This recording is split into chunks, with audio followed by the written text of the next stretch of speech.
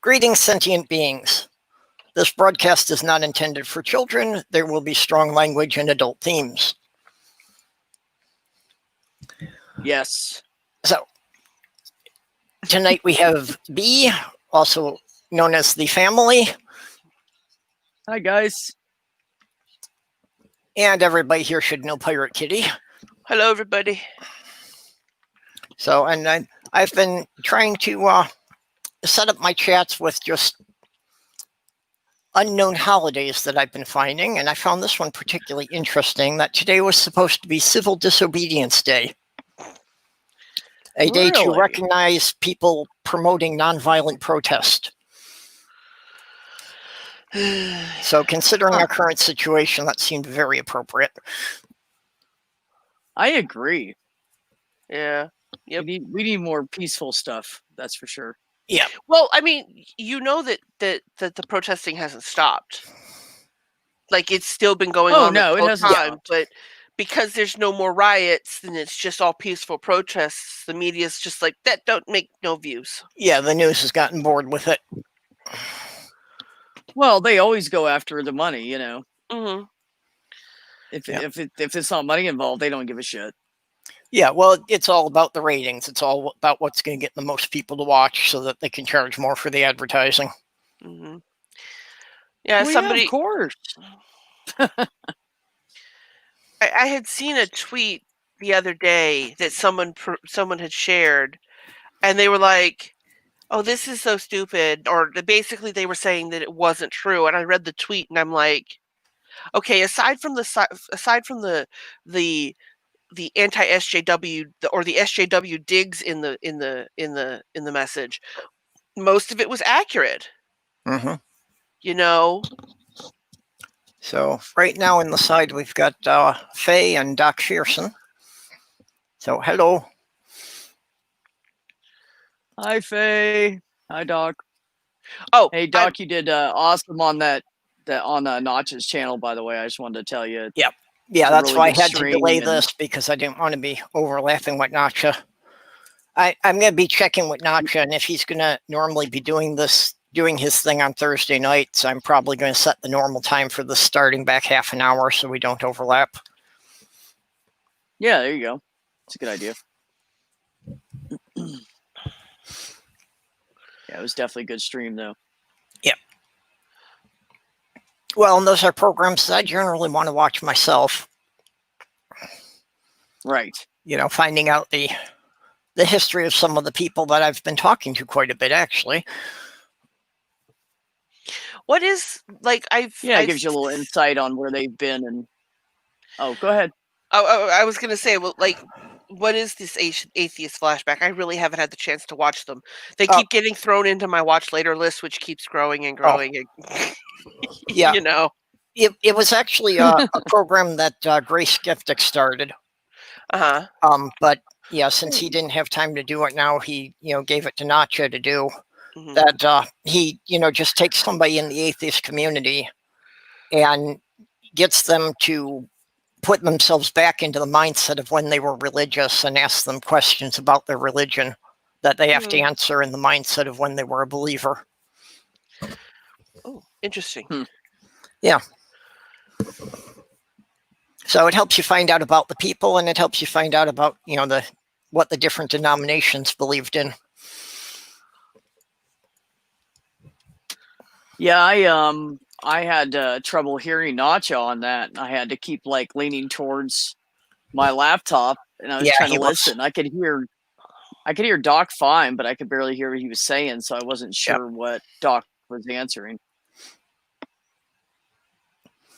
Yeah, he was kind of quiet. And actually, that is my pet peeve on YouTube videos, is interviews or response videos when they don't get the audio levels to match. So it's like either I can't hear one of them, or I've got it to hear the quiet one. I've got the loud one turned up so loud I'm afraid my neighbors are going to complain. Right. Yeah. It's like, equalize your audio, people. Yeah. I know those words. I have no idea what that means, just so that you know. Yeah. Well, and for the record, in StreamYards, I don't have any ability to adjust anyone else's audio. So, for people who come in here, I can't get them to match. And I should say that you would know don't know how to do that if you watch my one video on the anti-theist convention, where I'm playing the clip from Navardia's stream, and then I clip in with this what the fuck soundbite, and if you're not careful, it'll blow your ears, because the what the fuck is just 10 times louder than everything else. I mean, it was kind of purposeful, but kind of not. That's great. So you meant for it to be louder, but not to that extreme. Yeah, not to destroy anybody's eardrums. Right. Yeah. Yeah. Oh, also, when I logged on to StreamYard, they had a new announcement. Apparently, they've expanded it now so that instead of just 6, we can now have up to 10 people in here at a time. Oh, really? That's cool. I saw the guys talking about that on Twitter, and honestly, that would be a lot of people to maintain. Don't you think, Purple? Yeah. Hey, Doc. You'd have to have. Hello. You'd have to have 2 people just to moderate for you. But Yeah. that's I mean, in the chat. I mean, in the panel. You can't make people moderators. Or oh, never mind. Yeah. You mean in the chat, you can't designate moderators? No. I meant. That. Oh no, I meant in the stream, have 2 people just to keep track of what's going on and who's saying what. It would be a lot. Well, the feature they really need to add is a button for raising your hand, so I can know who wants to speak next. That would give the moderator an ability to kind of, keep it more organized. Oh, I absolutely agree with that. I mean, the only other thing you could do is in the private chat, you could have them right next and then just go in order.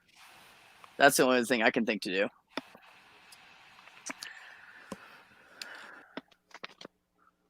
I hadn't thought of that, but that would create another problem for me, because I usually have the YouTube chat, that's over that, so I don't really see the private chat much. Yeah, that is definitely a problem. I agree.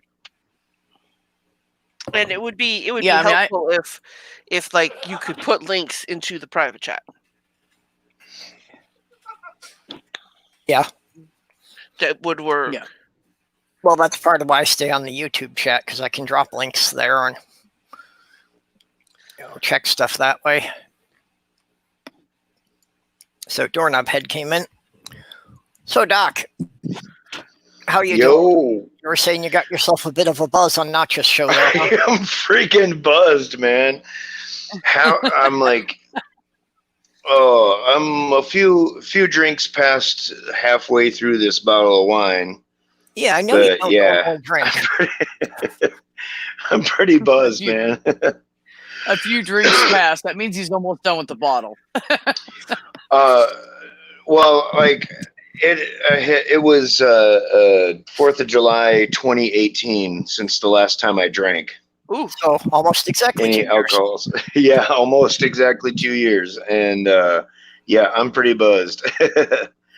Rhubarb wine. I bet, buddy. I'd probably be asleep already if I drank that much after that long of not drinking. I'd probably already be out. At some point, I'm probably gonna zonk. Yeah. Well, as long as you're safe at home, there's no problem with it. Oh yeah, I got the night off. I got no plans of going anywhere till I sober up. So that's the only time I drink is when I pretty much know I'm not going to be driving. So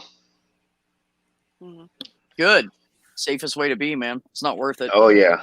I don't drive drunk. It is crazy how many people I know have DUIs. It's just crazy. Absolutely zero, -10 sympathy for drunk drivers. None whatsoever. Amen, sister. You get drunk, you drive, you kill somebody, you are a murderer. Yeah. Well, yes. Where I was living in Michigan, the area's only claim to fame was having the highest alcoholism rate of any county in the country for 10 out of 12 years. Oh, wow. Oh my God. So literally like half the people in that town had lost their driver's license from drunk driving. Yeah, it's crazy. Wow. Yeah, I've matter of fact, this young girl that works where I work, she'll be 19 in like September, and her cousin's best friends, there's like 3 of them that hang out all the time, and she's really good friends with them as well. Were hit in a head-on collision a couple days ago. Killed both of these girls. They're 16 and 17 years old. Oh God. So yeah, I don't have any time for that shit either. Oh yeah. Yeah, it's like that. So yeah, doorknob, you need to be careful. Even walking, if you're a bit too buzzed, can be dangerous. Doorknob head says he's debating walking to the store to get another bottle of wine. I live right next door to our town's biggest park, so I could go wander around to the park if I wanted to. Yeah, we've got a pretty nice park just across from the building here. You were saying, B? Oh, I was just gonna say, yeah, as long as you're in a safe area, absolutely. I used to, me and my friends, we used to get drunk when I was, oh God, I think I was like 19, 20 years old. And we'd walk down to the local park, which was about 2.5 blocks away, get on the swing sets and make each other puke with the little, what's that called? Hey, Faye. Hello, Faye. What, Hey. merry-go-round? What the hell's that?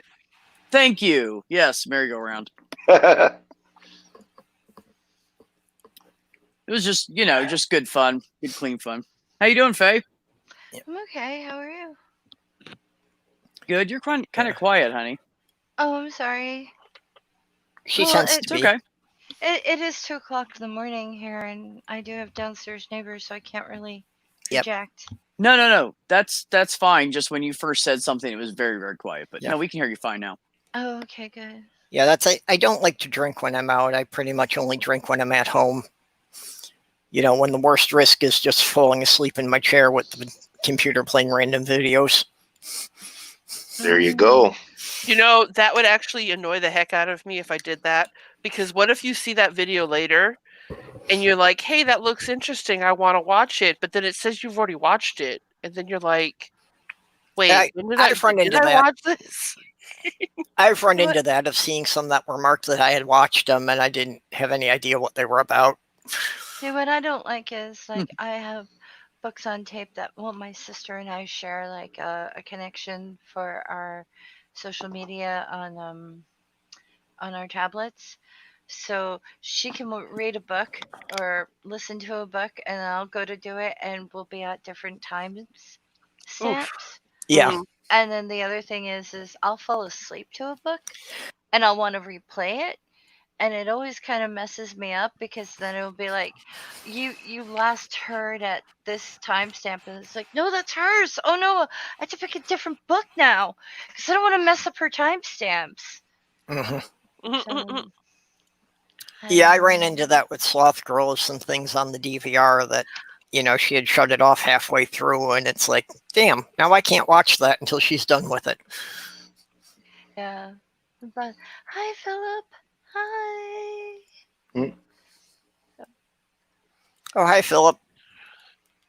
Hello, Philip. You did so well tonight on Nacho's channel, Doc. Oh, thank you. I was nervous as hell. Don't be nervous. I love when you come on people's channels. It's just I always get the idea that you're either on your way to bed or you're at work, so you can't. And it's like, yay, more Doc time. You're one of my most favorite of the time, people. yeah. You're one of my favorite people on the internet. I do mean that. Because you are just so sweet and just always so genuine, and like you're not a bullshitter. And I know you don't have like I don't know I don't know if I've let you down again, but you know I love you. So yeah, well, and especially do. that one, that we could really hear, that you seriously regretted things you did as a teenager, but with the Oh my mindset you God, had at the yes. time, they seemed like the right thing. Yeah, I mean, I thought I was helping people. I thought I was helping that kid. Yeah. Away from the devil. Yeah, and that happens. We're all working with whatever we know at the moment. That's got to be one of those things. It's like converting someone to your religion and then finding that you think your religion is then not true. Telltale talks about that a lot. Mm-hmm. Oh, I don't have that experience, so I really can't tell you. Yeah, I never tried to convince anybody of a religion, so. Same. Oh, and I've experienced it again in my skeptical life. I got into Zeitgeist, and I used to kind of preach some of that stuff to people, and I got into someone that. Has ruined one of my favorite words. I love the word zeitgeist. It actually means something very cool. Right, and I'm referring to the videos and the movement, not just the word, but you know what I'm talking about, right? The movie Zeitgeist. No, all I know Really? is zeitgeist as a noun. Yeah, I didn't know of a movie named that. I've never heard. I don't really know movies. I hate to tell people, but well, this is kind of an underground thing. It was even illegally distributed, but it's the one. It has the original movie, and there's 2 sequels to it. The original movie has 3 parts. Well, educate me, baby, because I don't know anything about it. Well, and the first part is generally against Christianity. It talks a lot about the falsehood of Christianity. Draws parallels with other religions.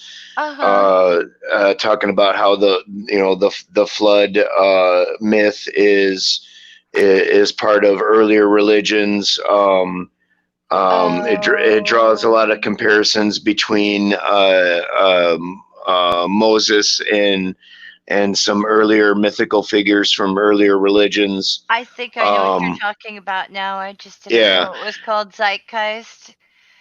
Because maybe I just blocked that out because I actually like that particular word. The second part is about the economy and about the Federal Reserve and the central bank system. And then the third part is 9/11 truth. About the conspiracy about 9/11. That's probably the more regrettable part of the movie Zeitgeist. Because the first stuff is mostly true. A lot of the comparisons they draw in the religious part is technically wrong.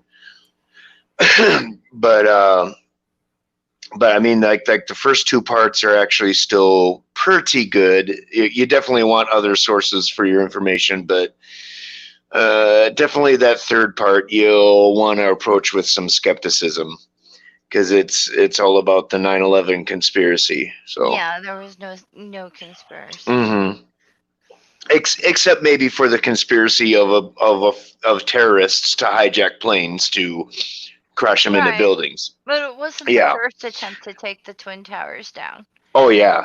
And people don't even realize how close that car bomb in the basement, how close that came to actually taking one of the Twin Towers down. Because what do you call it? My physics professor that I worked for, she got all this information, and basically she worked it out that if it was an inch or 2 in a particular direction, the whole thing would have collapsed. Yeah. Like, she did the Mhm. math for that. They wanted her to back up what they had run, and she did it. And she's like, "Oh, that was almost a complete disaster." Yeah, well, I can see that, if somebody, knows enough about structural engineering, that one bomb in the base of the building, if it takes out the right support column, could cause the whole thing to topple. Yeah, and they were Yeah. very close to doing Absolutely. it too. But considering the fact that they had been running like, and even talking on like New York radio, it's like, don't forget how close I was to the city, so that I heard a lot of things that pertain to the city, because a lot of people in my state worked in New York City. We always hopped ferries and trains and went over there and worked. And it's like they were running like evacuation things for the Twin Towers forever. But the thing is, on that day, a lot of companies were either stuck above the crash and couldn't get down, like Cantor and Fitzgerald, where my cousin worked, or they were on other floors and they thought, okay, this isn't as a big a deal as a bomb. Like, and they didn't evacuate right away because they thought everything would be fine, because it's not fine. So get out of the building. Well, and with the major skyscrapers these days, they even tell people that in a fire that if you're too high up, you're not going to get down. So just, move 4 or 5 floors away from the damage. Yeah, well, Cantor and Fitzgerald couldn't because they were above the crash zone. Nobody in Cantor and Fitzgerald got out. Yeah. Nobody. Oh shit! Oh, I'm that was really a sorry to hear terrible that. thing. And a year afterward, one of like my cousin's fiance basically wrote an email to the entire family. Did anyone hear or get anything back for him? Because she was like, did they find a finger? Did they find a wallet? Did they find anything from him? And the answer was no. We didn't get anything back. Wow. Had family members watching those stupid fucking documentaries to see if they could recognize his face from the people who jumped off the building. And I'm like, I'm Because not there's no watching that. closure I am there. not watching that. I'm sitting there going, no, no. But the thing is, Yeah. in my immediate area, everybody was stunned. And I don't mean stupid. I mean like stunned, like vacuumed out. No one was functioning. People were in convenience stores breaking down, like tough guys, you know what I mean? Mm-hmm. Smelling too Yeah. much like cologne, and he normally taking up space. They're breaking down going, my brother's not coming home tonight, is he? And it's like, I don't know your brother. The train station normally at night empty. Those cars didn't move for like a year or two, and nobody said anything. Wow. There were funeral homes that just, it was nonstop, and you could smell it from across the water. You could smell the brick dust. My cat's eyes got Wow. infected. My sinuses went mad, and I'm like, oh my god, is this dead person I'm breathing in? Like, what the? And nobody was functioning. It took like 3, 4, 5 years down the line, people were still screwed up. But a month after the event, people from the other side of the country are going, "Oh, you still talking about 9/11? That was yesterday." It was like, fuck you. Come here and tell me that. Come here to my face and tell me that. We'll meet at ground zero. We'll go to the pit. You tell me that it's not a big deal. You tell me that this is not a reason to be upset. Yeah. And it's not just an attack on family or friends. It's an attack on the city, and it's an attack on the entire country. Yeah, but the thing is, they're sitting there going, "Oh, well, it's not a big deal," and it's not just that it was an attack. How do I explain this? It's the fact that they called it not a big deal. I think, Faye, it's hard for me, for instance, when that happened, I didn't understand. I mean, I understood to a point, because where I was at was I was in Virginia, right by a nuclear substation. Okay. So we were waiting to get hit next. We thought for sure they just run right down the coast and start hitting naval stations. And when you're 4 to 5 miles from a nuclear substation, like you're not, if they hit that, you're done. Yeah. People talked about running, and I just told everybody, don't bother. If they hit us next, you don't have time. No, you might as well just stay here. We might as well just stand here around the radio and everybody freak out together. And that's what we did for hug hours. your knees and kiss your ass goodbye. Yeah, exactly. But so even but going when through people that, make up conspiracy stories, though, conspiracy stories when you have had, like, I know this sounds like, but I have immediate family all involved in this. You know what I mean? Like, Right. I had a firefighter who helped clean up. I had a cousin who lived blocks away. Didn't know she was involved. I have another cousin who flies airplanes. Could have been on one of those flights. You know, all Right, this stuff, yeah. and you're just sitting there and you don't know, and the family's freaking out, and you get 30 phone calls.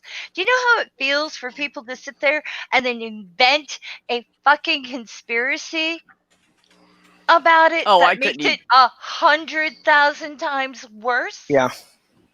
No, Yeah. No, I it's so couldn't imagine incredibly that. disrespectful for the people to push those things. It really Mhm. is. All I because- was. Go ahead, Let I'm me just sorry. finish this real quick and then I'll shut up. No, you're Oh, okay.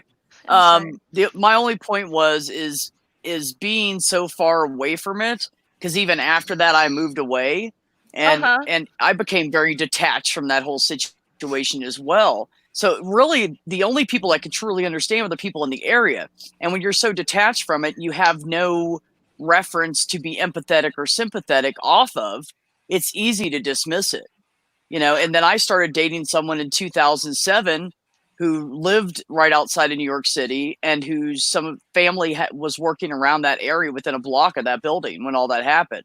Yeah. And when I saw what she went through and started talking to her, and she cried on my shoulder, I don't know how many nights, because it was still terrifying to her.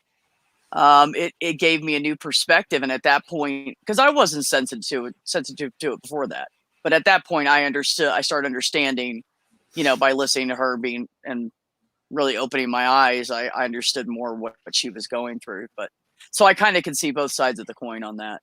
It's a shitty thing, but I'm just saying it's just humans being humans. They have no point of reference. But it's one thing to be disconnected from something, and a whole nother thing to push a narrative.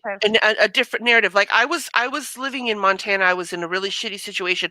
I didn't even see the full video of the fall until 10 years after it happened. Oh shit. Like I knew it happened, but I had never actually seen the video of the full event until 10 years after. But I wouldn't have been sitting there pushing like you know, false flag narratives and shit like that on it. I wasn't saying the people that are making up conspiracy theories have a reason. I was just saying people in general that can't relate would have trouble really understanding what Faye and people like her went through in that area. Yeah. That's all I meant. Conspiracy theory shit is usually just harmful. I do not approve of that at all. Right. Yeah. So I just got here, but from context, it sounds like we're talking 9/11. Yeah. Uh-huh. I gotta go. A little bit. I'll talk to you later. Bye. Okay. Sorry, Faye. Catch you later. Sorry, Faye. No, it wasn't about the 9/11 stuff directly. I know she had to go for another reason. Oh, okay. As long as she's okay. Yeah. I was just concerned. Okay. How are you, Kate? So, I've been worse. You know, life has been mostly boring, but well, I mean, there's been a few high points and a few things that were like, can you be amused and frustrated at the same time? Yeah. Sure. Why not? You might be thinking of two different things. Actually, it's about the same exact thing. In the last 2 days, I have noticed, or actually, no, I guess it was just in the last 24 hours now I think about it.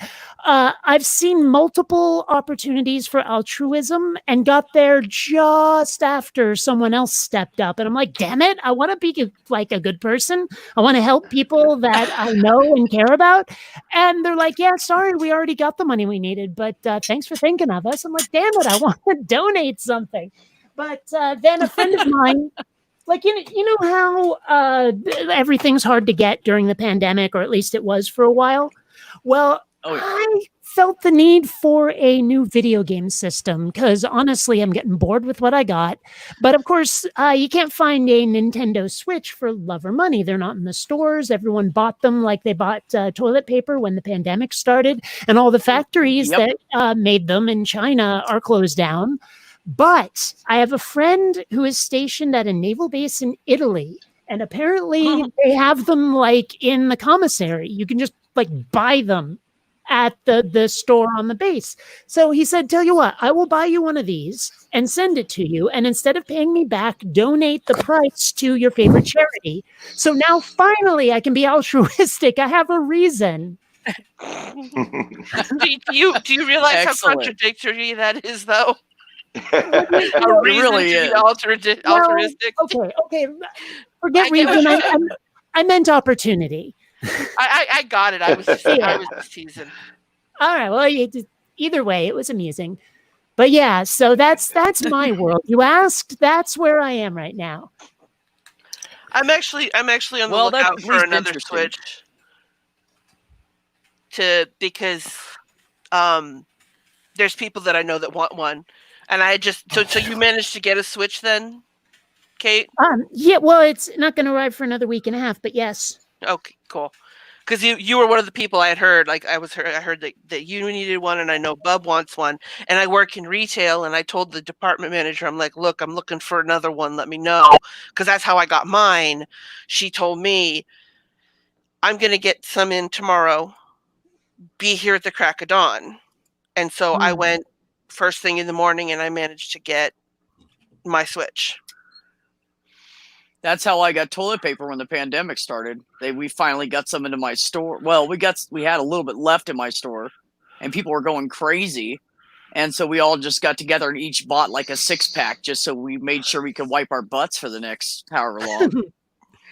I was actually kind of lucky on that. When everyone started hoarding, I already had like most of a pack of toilet paper, like a 12-pack or something sitting there. So I was able to wait until it was available in stores again. Mm-hmm. Oh, excellent. That's great. I don't even know why people freaked out. Like I bought a 6-pack and I had 2 or 3 rolls or something left. And I'm just getting down. I still have a roll and a half left out of those, 8.5 I had to begin with. Well, I don't understand. Maybe it's because I go to work still, and you guys are always using your toilets. Maybe you're using twice as much. Well, I think part of it was also just people totally envisioned like, I'm going to have to bunker up for a year. I'm going to have no contact with the outside world whatsoever. So let's stock up on toilet paper and MREs and all the stuff we'll ever need so we don't have to go out again until this thing passes. And then I guess it just turned out to be not as nasty as they thought if you take the appropriate precautions. And so then everyone's like, oops, because you'll see pictures and footage of people trying to return like 144 rolls of toilet paper. Yeah. Oh, I bet. Yeah. My boss already said those people that hoarded it to begin with and almost cleaned out our store, that they are not. And I remember their faces because I was there that day. And she said, do not let them return one damn. They are stuck with it. They were being jerks. They can keep it. I like that attitude. Me too. I love her. Well, I've seen that in a lot of stores around here. Even the Targets and Walmarts have put up signs that they will not take returns on paper goods. Good. I mean, it's like, does toilet paper even go bad? Why not just hold on to your gross of toilet paper for like ever? Never buy any.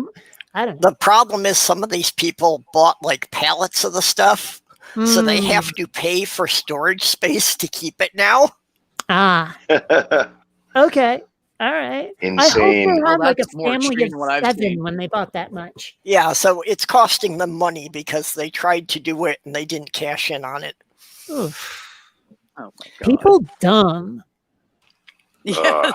Yeah, Fact. especially like Despicable. toilet paper. You know, why something so bulky that takes up so much space and really didn't have a big cash value.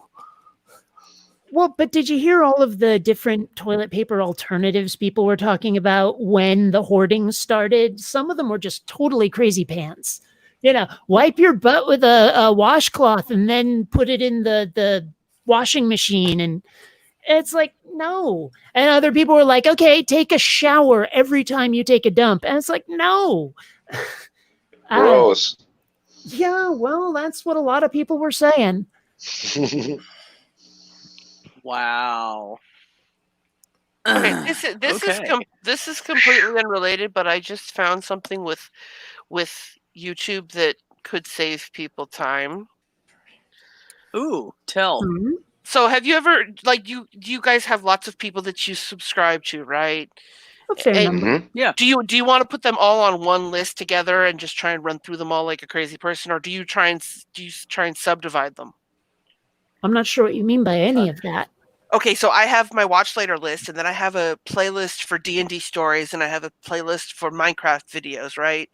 And normally what you would do is you would go to each video and you would hit the 3 dots, and then you would hit save the playlist and then select the playlist, right? In theory. Mhm. What you can do is you can go through the videos, add them to the queue, and then save that entire queue to the playlist and do it again. Okay, I didn't understand what the difference was between the queue and a playlist. So I've never queue, done any of this. the queue is only it's like right now, like you queue up like 6 videos that you want to watch versus a playlist of whatever else types of things. So like, you know, like when I come home from work, sometimes I don't want to try and watch a 1 hour long live stream. I just want to watch some dinky D&D stories or Minecraft videos. And so I'll go through and I'll add them all to my queue and then play those while I'm playing my Switch, you know? yeah, but that's what I've always done with the playlist. I've never done any of that. What I do is I just right click, open a new tab, right click, open a new tab, right click, open a new tab. And yes, I have to manually close each tab when a video is done. I'm okay with that. But that's sort of like the brute force queue that I've been doing. Mm-hmm. So radically different techniques. So yeah, if you not hover a bad over, idea though, Kate. if you hover over a video, there's 2 buttons. There's a one for watch later and there's one for add to queue. So if there's specific types of videos that you like to watch and there's other videos that you want to watch at some time, you can add the ones you want to watch to your playlist, your watch later, and then you can select the other ones and add them to a specific playlist for later. Because like I don't want to throw all of my D&D stories and all of my because my watch later is all of my long form videos. It's my 1 hour live streams with Shannon Q and Notch's interviews and all that stuff. And then right, I don't want to throw these like 15 and 10-minute videos in there and have them get buried. I would rather have them on their own playlist. So like when I'm in the mood to watch something goofy, I can just go to this goofy playlist and play it. Well, I just sort them the opposite way, that my watch later is like all the things that are like under 20 minutes. And then all the things that are like an hour or something, I've just usually sorted to a list for the month. Right. So what you I like need to subscribe to a more diverse array of channels, apparently, because most of what I watch is either atheism or news. I have a few animation things on there, like Explosum, Cyanide and Happiness, those guys, and a couple of stand-up comedians, but that's about it. Yeah. I guess what I'm saying is I need recommendations. Well, if you like animation, you can do the big names, Jaden Animation, The Odd Ones Out, Domix, something else YT. Those are some animation channels that I watch. Cool. But they're real. They take they're like weeks and weeks between uploads. Yeah. Well, I mean, being an animator myself, I know what you understand that. Yes. Oh, I mean, it'd be different if I had a team or something, but I don't. You have to sub to Dead Sound. Dead Sound? Dead Sound is the channel. He does an animated series called Autoville. It's a post-apocalyptic utopian dystopian society. It is really good animation, really good story. I think I've found it. Does it have some sort of dripping yin yang looking thing? Yeah, red, yeah. Yeah. Oh, Okay, and I think I found it. Overly Sarcastic Studios. Never heard of that one. Yeah, Overly Sarcastic Productions. Productions. Yeah, they do. Yep. Their hosts are red and blue, and they do like. Yep, found it. They do gameplay. They also do animated storyboard stories of like ancient Greece. It's like animated history stuff. Yeah, they do some history, and they do some that are, kind of like writing tutorials about breaking down the tropes of writing. Yeah. Right. I see that. Trope talk, accents. Yeah. I wonder if they've ever covered the overuse of the word must in sci-fi and fantasy. Like, no one ever says have to, gotta, any of that stuff. It's always, we must go to the starbase. We must defeat the enemy. It's never, yeah, we have to defeat these guys. Never. It's just bizarre to me that, like, no one even, like, it's almost like they do it automatically when they're writing. I don't know. Like, they figure, well, this is the way people talk and everything I've ever watched. Let me write it that way. But I'm doing, like, in my own writing, I'm doing my best to avoid that as hard as I freaking can. It would be an interesting, if YouTube added a way for you to just, like, create a list and be like, these are the people I follow. This is their category. Here's who you should check out. That would be interesting.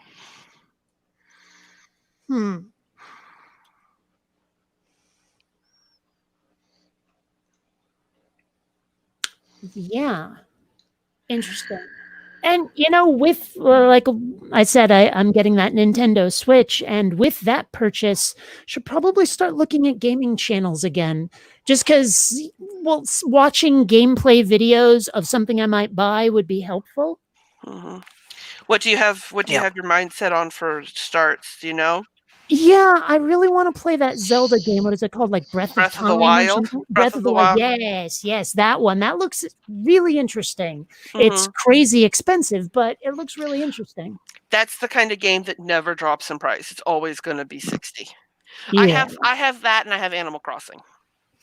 I'm resisting Animal Crossing just because, I don't know, I've already played Pokemon, and while it may not be exactly the same, it sounds way too similar to me.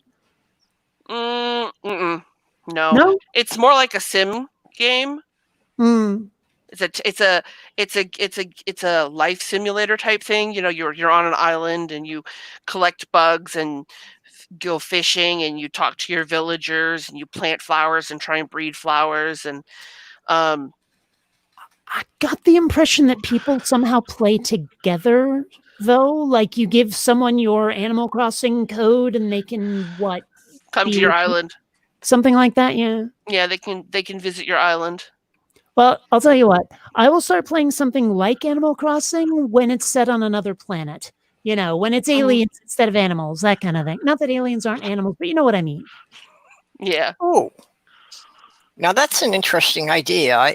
I wonder if for Animal Crossing, if they would start doing skins like they do for Minecraft, and then maybe we could get Dapper Dino to do one with his speculative evolution series.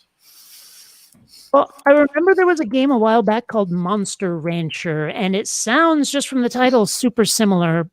And that sounds more my speed, to be honest, with all the monsters. I don't know. I was raised on sci-fi and fantasy, so the idea of raising actual Earth animals just doesn't have the same appeal. Well, you are the animal, and they have like different clothes and stuff, I think. You are? It's kind of what, Animal Crossing? Am I correct? Am I correct? No, in Animal Crossing, you are a human. Your villagers are animals. Oh. And so Okay. you can have up to 10 villagers. See, I shortcutted it a bit with the villagers. I picked the villagers I wanted, and I had them within a week, so I don't have to do that part of it. But you play the game, and there's seasons. Like right now, it's summer. If you pick the northern hemisphere, there's a specific set of the bugs that will spawn on your island and fish in your oceans, rivers, and ponds, and you're supposed to go out and try and catch them, and you donate them to your museum, or you sell them, and then you've got a clothing shop where you can design clothes for yourself. Let me see. Actually, this is sounding more interesting than I thought. I might have to pick that up at some point. It's the kind of game where you're supposed to basically play it for like an hour or two and then do something else. You know, you get on and you shake all your trees to find out if you've got furniture items hiding in the trees. Don't ask me how that works. It just does. You find shaking trees to have furniture fall out sounds pretty dangerous. But on the other hand, you don't have to build the furniture yourself. It comes pre-built. Right. Well, there's two kinds. They must be IKEA trees. No, they're ITREA. Nah. Well, I have heard of shoe trees and hat trees. But I'm looking at some pictures right now, and I see that you can also buy COVID masks for your characters. Yeah, you can get face masks. That's hilarious. Based on your description, this sounds like something I might actually want to play, despite the more mundane nature of the creatures. For example, and you can design your own. You can design your own clothes. Here's an example of some clothes that I've created. If Purple wants to share the screen. Yep. Well, Seraphim is saying that Animal Crossing is rather relaxing. Except for the wasps. Yeah, but once you know how to prepare yourself for the wasps are just easy money. So can you design clothing and offer it up to other people to buy what you built? Not buy, but they can use it.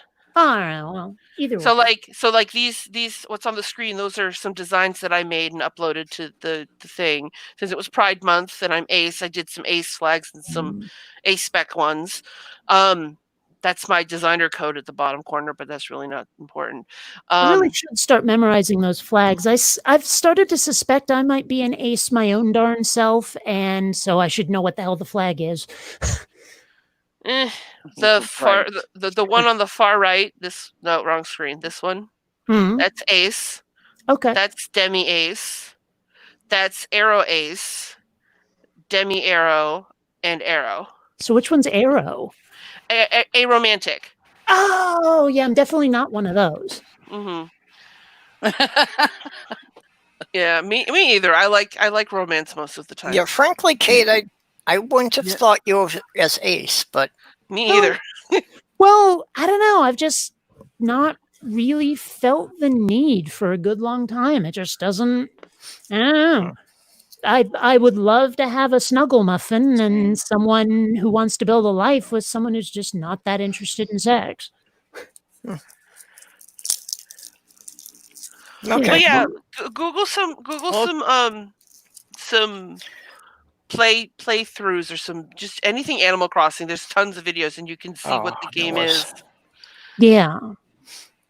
Well, still, thank you for describing it in more detail than I knew, because based on my assumptions, wasn't sure it was for me. But now that you describe it, I'm like, well, maybe.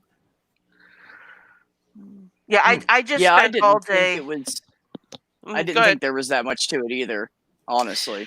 Well, I thought it was more cut and dry, and I just wasn't interested in.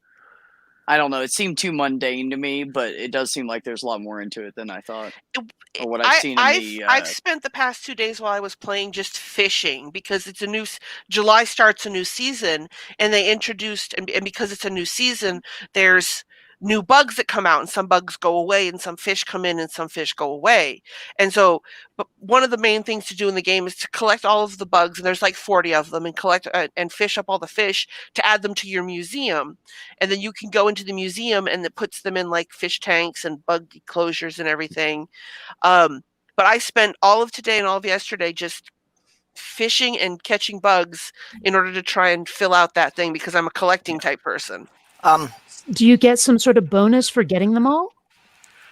I don't think so.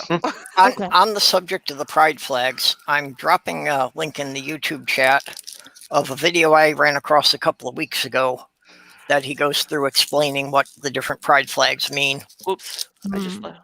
Oh, cool. I mean, I've Purple. seen big old chart pictures of what they all mean, but I just never bothered to memorize more than 5 of them.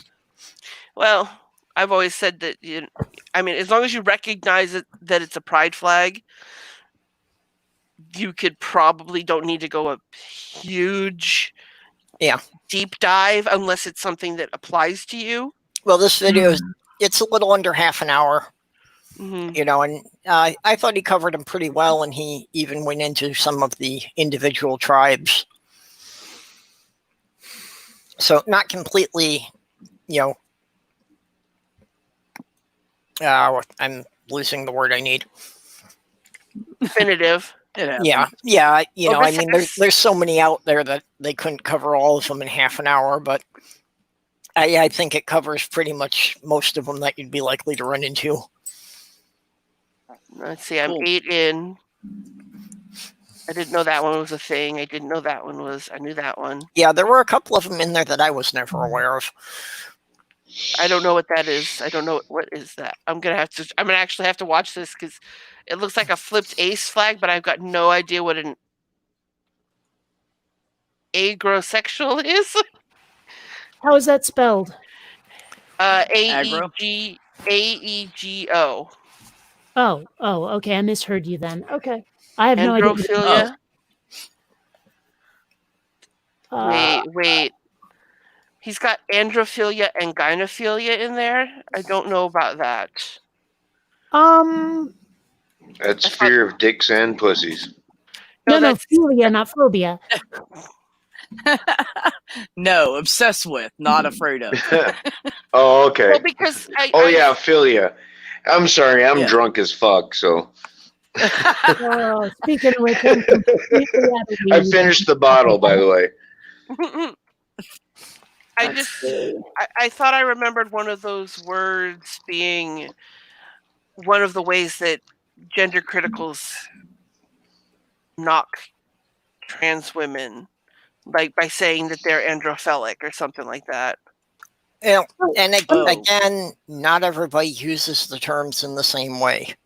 True. So I'm guessing that as I recall, the way he's using them, it's referring to people who are attracted to the masculine or people who are attracted to the feminine. But wouldn't that just be? Never mind. I'm not gonna. Well, see, he's making the distinction there that, you know, what is defined as male and female biologically is not always the same as what is seen as masculine and feminine presenting. Oh, I got you then. What were you saying, Kate? So I'm assuming demisexual is sort of like not quite ace. Like I'm sort of into sex, but not quite. As opposed to I'm just not interested. Well, the thing is ace isn't about. And I hope Tria is here to correct me if she's in the chat. She will. I don't see her around tonight. It's not about your desire for sex. It's about your capacity for sexual attraction.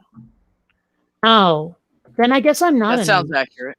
Yeah, like there are asexual people who have high libidos and want to have sex all the time, but it's not directed at an individual person. Oh, and it's. Mm-hmm. Well, I mean, I'm just trying to figure out, like, what would you call someone who's very romantically attracted to people, but they don't necessarily get your motor running like nobody does? Well, then that would be that sounds like it would be somebody who's demisexual, but not aromantic. Okay. And this is also confusing. Yeah. Yeah. I'm trying to learn too, Kate. I don't know, so I'm right there with you. Yeah, I mean, I I've still been get a lesbian confused on as a long lot as of the I terms. know. I've been a lesbian as long as I've known there was anything even remotely like that. But there are so many things like pivot gender, xenogender, well, actually I know androgyne, lithromantic, coeosexual. What the frig are these things? I don't know. Ay, caramba. Yeah, that I'm one too old for this stuff. The symbol on the polyamorous flag is pi. I would have thought that would be on the lesbian flag, frankly. I like So some of those things. Or taco. Sorry. No, it's fine. I just said or a taco after she said a pie should be on the flag. Go ahead, Pirate Kitty. I just looked up coeosexual. I've never heard of that one before. Romantic people that have not met all of these. I don't know. The only ones that I have any real knowledge of are asexual, demisexual, and reciprosexual. And a reciprosexual is somebody who they may not think of people as being sexually attractive unless somebody approaches them in that way first. You know? Mm-hmm. Oh, is that what NBN means? Okay. I looked at Reciprosexual. There's one that says NBN, and it weirdly looks like that sort of Muslim moon symbol on top of a gradient of purples. And I'm like, what the frig is NBN? It turns out it's a non-binary individuals who are attracted to, in relationships with, or interested in relationships with other non-binary people is an NBN. Okay. Interesting. It's funny to me how like one or two of these have nothing to do with sexual orientation at all. Like there's one that's just South African pride. Yeah, so I'm thinking that the video that you linked, Purple, looks pretty good from what I'm seeing, but I think some of it is it's including kinks in there. Like I saw one that said vor pride, and I'm just like, no. Vor is a kink. It's not a sexual orientation. How is that spelled? V-O. Don't look it up. No, I'm not going to. I just want to know how it's spelled. Sorry. V-O-R-E. Okay, so it is an E. The thing is that, like, there's a sci-fi series I like to read where all of the aristocrats on a certain planet have Vor in front of their name, but it's V-O-R. Like Vorkosigan or Vorpatrol or any of those. So Vor is a kink that relates to being sexually aroused at the idea of eating people or being eaten. You know, it's funny. I actually figured that out before you said it. Oh, really? Omnivore, carnivore. Like or voracious. Okay, good point. I didn't think about that. And then there's like pup tribe pride flag, and I'm like, I thought that was I think that's a kink too. But I mean, I'm not kink shaming. I'm not kink shaming. I'm just saying I don't think that necessarily fits as a sexuality. Sexual. But I could be. When it comes to eating people, I mean, at what point are you really kink shaming and just like persecuting the guilty? Well, no, they don't. They don't actually eat people. It's right. They fantasize about it. Yeah. It usually shows up in fan art where, like, if it's a guy, they draw a really ginormous woman and she's eating him, and that is arousing to him. I'm not. Yeah. So it's not them being Jeffrey Dahmer. It's them being Jeffrey Dahmered. Yeah. It can go both ways. It can go both ways, I guess. I like I said, it's not. Yeah. Doorknob Head posted it right in the chat right there. I'm not going to read it. So I'm looking at Gender Fae and Gender Fawn, and those are interesting. Like gender fey is gender fluidity that never crosses the line into masculine, but can include like non-gender as well as gender fey is the feel feminine, gender fawn is the feel masculine, but it can also like include feeling like you have no gender at all, but it never goes into the other one. So it's like the spectrum stops in the middle, if I'm making any sense at all. That sounds No, that fair. makes sense. That makes sense. Yeah. Because like there are people who classify themselves as non-binary, but they don't particularly like the masculine very much or the feminine very much. They'll go to the point where like you can't, like they'll go as far as being androgynous and non-masculine words. I don't have them. Non-masculine presenting, but they won't go into the point where they go to feminine. You know, that makes sense, I guess. I mean, what you're saying makes sense. Yeah, well, again, it's a spectrum, so, you know, there are people who may not like either extreme and only like things in the middle. That's kind of like me. I consider myself agender or possibly non-gender, but I actually like the term agender because I'm kind of against it, but yeah, I don't, you know, identify with the masculine. I don't particularly like the masculine. Okay, I guess this one makes sense. So, like, there's a couple that sound really similar to each other, but not exactly. Like Libra gender and Libra femme at first sounded rather remarkably like the gender fey and gender fawn, but it's basically where someone feels mostly agender, but it can go back and forth a little bit, as opposed to the others, the gender fey and gender fawn, which seem to be like one gender is definitely dominant, but it doesn't have to be. I don't know. It's like, and given that the symbol for Libra is a set of scales, I guess it makes sense. I'm a Libra. And my dad is. Makes sense to me. I have that one memorized. Let me see. What is oh, wait. I think I know what Hydra is, actually, but let me make sure. Oh, okay. Like eunuchs and intersex people and transgender people. So, like, okay. Where would I ever have heard that term before? Weird. I just like intersex people. I don't know any other term that's been. Well, I know DSD, which I don't like. I'm sorry, DSD? Disorder of sexual development. Oh, okay. Oh. Don't I like. don't even know how to pronounce this one. Oh, but oh no, that's just related. Never mind. There's this one. I think it's quagender, because it says it's from the French qua, meaning what. It's a non-binary gender identity with several definitions, but it seems like the predominant one is someone who, like, they're not even gender neutral. They just think that gender itself doesn't apply. Like maybe they even have a gender, but it's not like the usual human ones. That's more like me.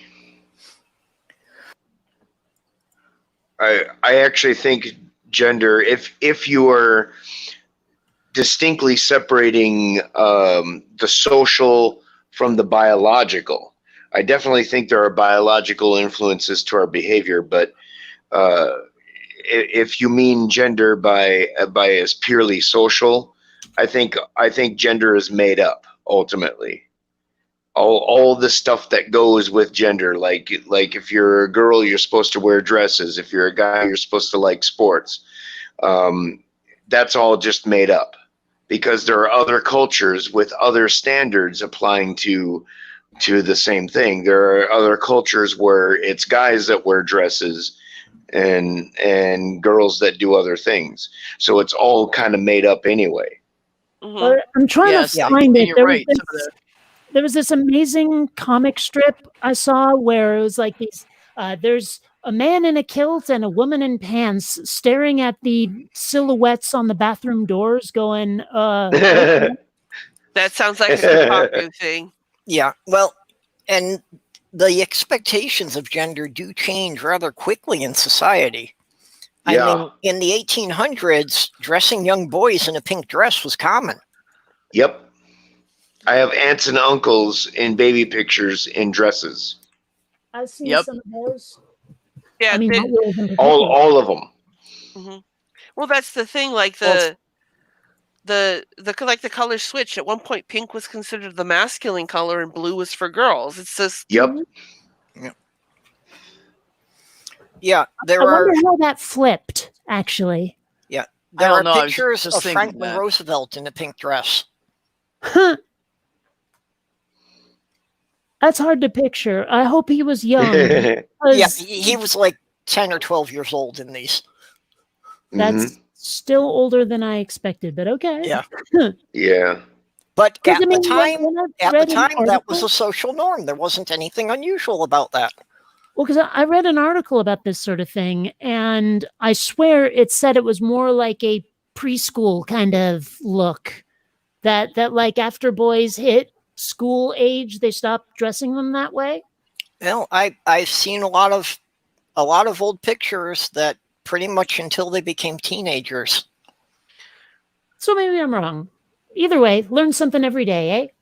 Yeah, you bet. Hey, so I'm looking at a picture. Oh wow. Do you have one you want me to put up? Yeah, go ahead and put it up on the screen. That's FDR apparently. Wow. Okay. A very unhappy looking FDR. Well, you have to consider the photography at the time. They had to sit perfectly still for like 2 minutes for it to register on the plates. Yeah. Yep. Still, I was thinking how few pictures from way back when actually have people saying cheese or even just grinning. That's him when he was a little older. I know some people are probably going to think this is horrible or racist or something. I would really like to see a picture of Harriet Tubman with a smile. I wonder what that looks like. I don't think that's racist at all. It's delightful, actually. I mean, I'm sure, but like, I bet you there's someone out there going, yeah, well, she had reason to be angry. You know, that kind of thing. But I mean, she does kind of look grouchy the whole time. Well, I mean, that's a limitation of the photography. They had to sit still for a long time, so not smiling was easier than smiling. I know, but I'm still curious what she'd look like with a grin on. Fair, I guess. Yeah, actually, to illustrate the point, there is a picture that is supposedly of Abraham Lincoln. But apparently he did not stand still long enough, so all you actually see is a pair of shoes. There's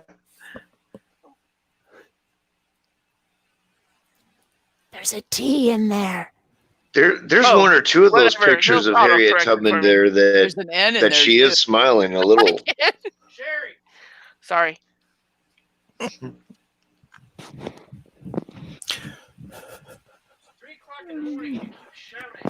don't know. I wonder, like, if you shuffled around enough while they were trying to take your picture like that, would it look like there's more than one of you? Are you ghost images? I wonder what that looks like. Hey, Orla. Polyamory has been put under the broader LGBTQ plus umbrella. It's also part of the reason that a lot of people want to go more to the GRSM. I like just going with queer, honestly. I mean, I realize that used to be a big old insult, but nowadays not so much. It's been taken back. Well, so was gay. But I like that too. I was good with queer. But I mean, the thing is, like, I was thinking about it for a while there. I was like, okay, we started out with like gays and lesbians, which is about sexuality, who you're attracted to, who you want to make a life with, and who you boink, and all of that. But then when you add trans people in there, it still has to do with sex, but it's not so much with the romance the way gay and lesbian and bi were.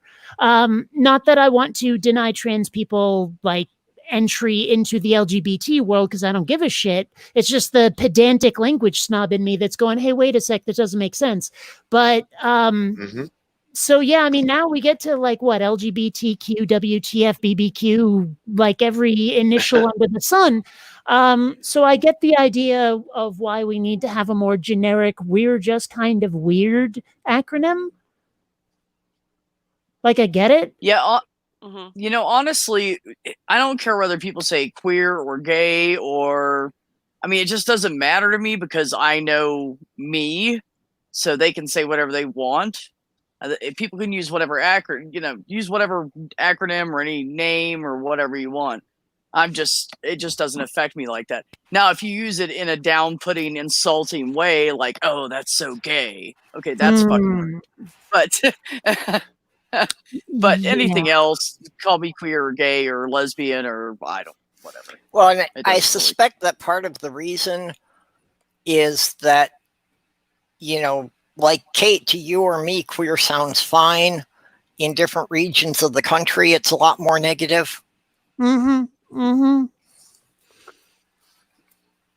Yeah, there are definitely some terms you don't want to use in certain parts of the country, even though they're perfectly fine in others. Yeah.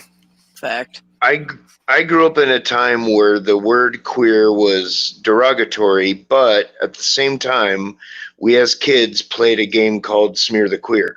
I remember that game. Yep. I don't remember how to play it. I remember hearing about it. I've never heard of that. It's just tackle football. It's like the tackle portion of football. It's pretty much all it is. Then I guess I missed out on it. I didn't play that. I know other people who did, obviously, but I never played it. And actually, I think the answer actually to Orla's question is that we were discussing pride flags, and there is a polyamory pride flag, and that's how it got put into the whole discussion. I don't think that polyamory actually is part of the LGBTQ unless there's a gay element to it or a lesbian element to it. But I mean, I want to disagree. But I mean, I think that, like I pointed out before, if gay and lesbian are about romance, about building a family, and yes, about sex, then so is polyamory. I think it fits perfectly. Well, and I think the main thing is that usually when you start dealing with polyamory, there's generally some bisexual people involved in it. Well, I like to tell people that's where I was about to go with that. Well, I like to tell people I'm bisexual because if I want sex, I have to buy it. I knew where you were going with that. Yeah, well, what you gonna do? I've told it before. You've probably heard me say it before. Well, I say bisexual just because it's something most people understand, but even pansexual, mine's kind of more like omnisexual. Especially when it comes to like a romantic relationship, if I feel attracted to somebody that way, their gender is more like a secondary characteristic. At that point, if I'm feeling romantic, the gender doesn't matter any more than the hair color. Well, I got to tell you, gender may not matter quite as much, but I'm creeped right the hell out by penises. So if you got one of them, it's a deal breaker. Amen, sister. They're just so Hey, weird. me too. It's like 1/8 of Cthulhu hanging off your groin. I don't get it. And then let's just be honest, ball sacks are disgusting. They just look weird and they look like they're some alien thing. Okay. They're just gross. What about the idea of vital organs dangling outside of your body cavity? I don't know. That just creeps why me you guys out. are inferior. Okay, Kate, is this something I think so. safe to put up? Purple, share that picture, please. Yeah, I just wasn't sure if this one was going to be safe to put up. Okay. Every time someone says pansexual, that is what goes through my head. That's awesome. So let me ask you guys, what is your definition of bisexual? Because for me, the definition that I understood for bisexual is someone who is attracted to the ends of binary, men and women. Yeah, and nothing in between. Bisexual kind of implies that there's only two genders. Yeah. Well, no, but it's two genders that you are attracted to. I got the impression, at least from the friends of mine who identify as bisexual, is basically gender, sex, doesn't matter, they'll boink you either way. But that's right. that would be more like pansexual. I mean, Like pansexual is the gender of the person doesn't matter. It's the person themselves. Yeah. Well, I just use bisexual because people who, aren't in the queer community, it's what they'll understand. Mm-hmm. So basically what you're saying is pansexual is the new bisexual. It's just a new word for it. Well, no, there is a distinction there. Some people in the community will identify as bisexual because they have a distinction of male or female. And pansexual is much more of, it can be anywhere along the spectrum. Okay, I'm seeing something here, and I think then that the prefix on bisexual may be wrong, but what it says here is bisexual means attracted to multiple genders. It doesn't say two, it says multiple. And pansexual means attracted to all genders. So it's like bisexuals pick and choose, whereas pansexuals just run the whole spectrum, is what it sounds like they're trying to say. Yeah, and again, it's just... That makes more sense. Yeah, the definitions will change depending on who you're talking to. I mean, I probably would have said it sounds more like bisexual. For bisexual, bisexual should be instead of bisexual. That's exactly what I was about to say, Kate. It's multisexual. Okay. It's not bisexual. Then. Yeah, I agree. Oh, a kitty wants attention, don't you? Yes, you do. Yes, you do. Sorry, my cat is not just patting at my arm, but clawing at it, and she desperately wants to be petted. And for me, it does get very confusing. No, it is confusing, Purple, because there's so many different facets to each one. Well, and for me, it's like I don't have a strong connection between, sex is just enjoying the physical pleasure and having a romantic attachment. I can enjoy the two of them completely separately with completely different people. I cannot. Understandable. I mean, I've had one-night stands, like way back when all my friends were still pretty young and all that stuff. I attended a couple of parties where, at some point I ended up with someone. It wasn't that great, honestly, but, been there. Right. Yeah. So what I'm saying is that I can definitely be sexually attracted to someone without the romantic aspect. That has happened.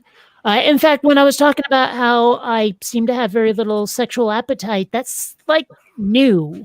Seraphim makes a good point here. Seraphim makes a good point here that, a lot of people who identify as bi are still not comfortable with trans.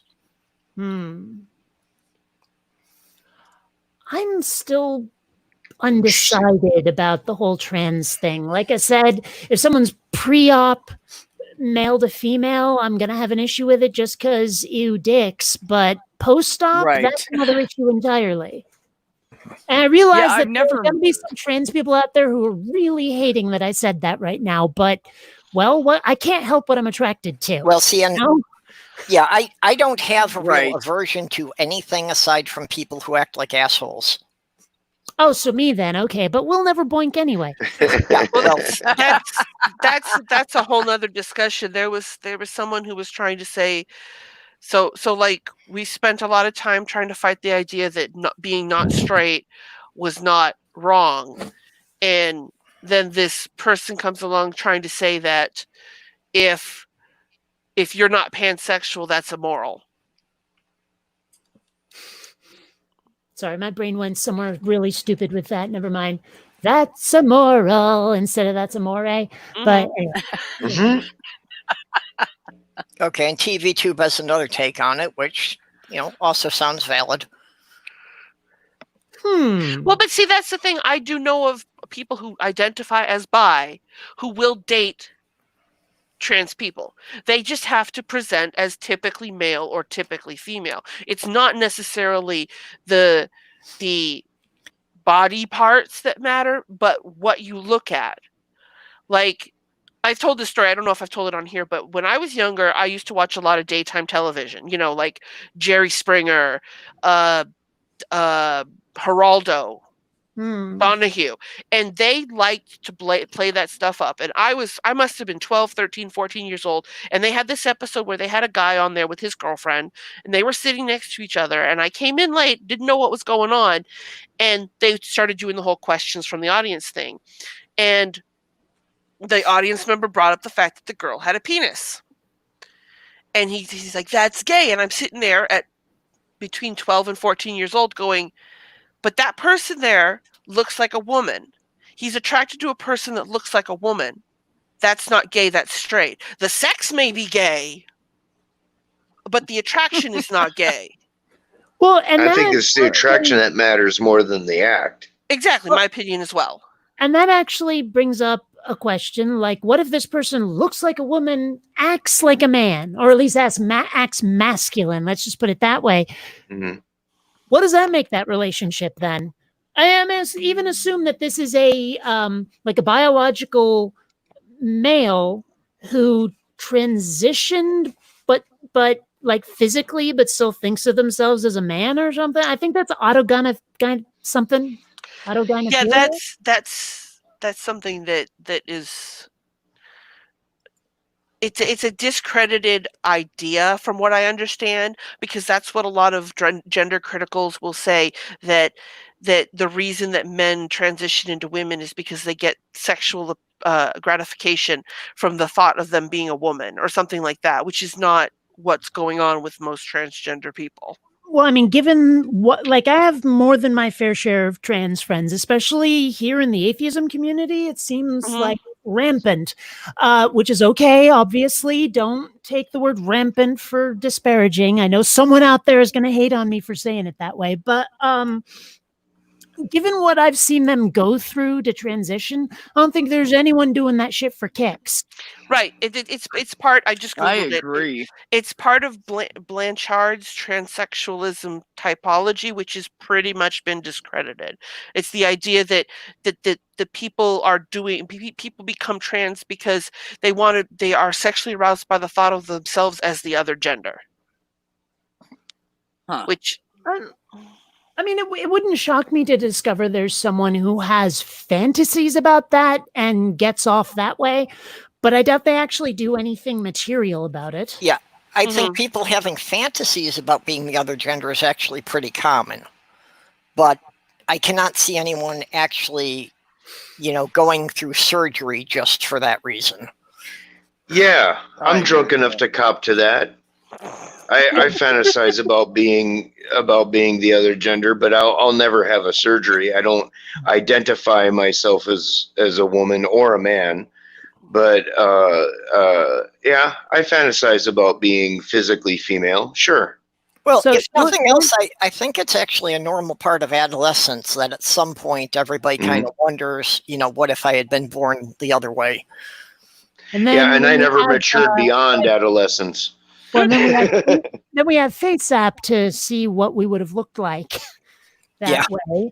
But Doorknob Head, I'm quite willing to share my trans friends with you. If you want them, you can spend as much time as you like. I don't give a toss. I have more than my fair share, and sure enough, I said I did. Well, you know what? I'm willing to share. I mean, hell, isn't that the slogan of my channel? Share and play nicely with the other kids. Honestly, I have to say I have met more trans people since I've joined the online atheist community than I met in 20 years in the LGBT community. Agreed. You just that you knew that were out. Yeah. But you know what? That's an interesting thing that you said right there when in reply to Seraphim. You said, I can be seduced by a voice, never knowing what the person looks like.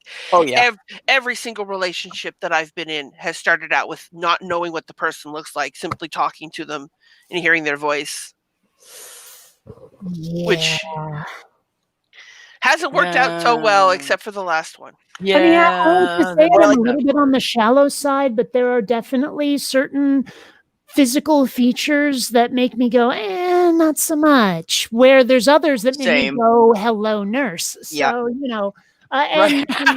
See, Or that's police officer or Well, well, honestly, and the problem is saying things like that on the internet can get you in so much trouble. That's why I keep putting out these disclaimers. Like, you know how a lot of women are desperately trying to get that thigh gap where, you know, like there's It this, looks this weird. God, I know. Yeah, I've heard about that. well, that's what I'm saying is I think that looks weird too. And I said so on Facebook and the entire internet landed on me like a fucking anvil going, everyone's beautiful. You have to be attracted to everything all at once. I'm like, what the fuck, people? I just don't like it. No, you, You know? don't. That's ridiculous. It's personal opinion. That's ridiculous. You don't But you choose what you're attracted to.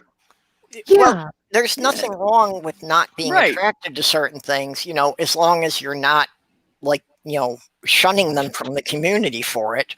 Yeah. But apparently, No, I mean, that saying- was a bridge too far for some people on Facebook. I mean, saying that you don't like people that have thigh gaps is not the same as saying everybody that has thigh gaps is disgusting and gross. And I'm or not pointing even out a saying certain that. person that does.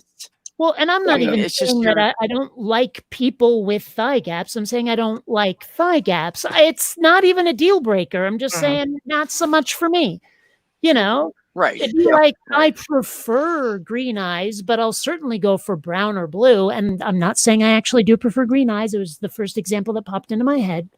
But so there's Yeah. a subconscious thing going on there. Yep. well, I don't Uh-huh. know. I've always found my own brown eyes pretty boring. You see, I like brown eyes. I think brown eyes are great, but I have blue eyes, so to me, they're different. Maybe Well, it's tell just you a what, you different thing. You want to trade? Oh God, no! These blue the- eyes have Well, got me er- late. I'm keeping them. I'm getting old. I got to keep the eyes.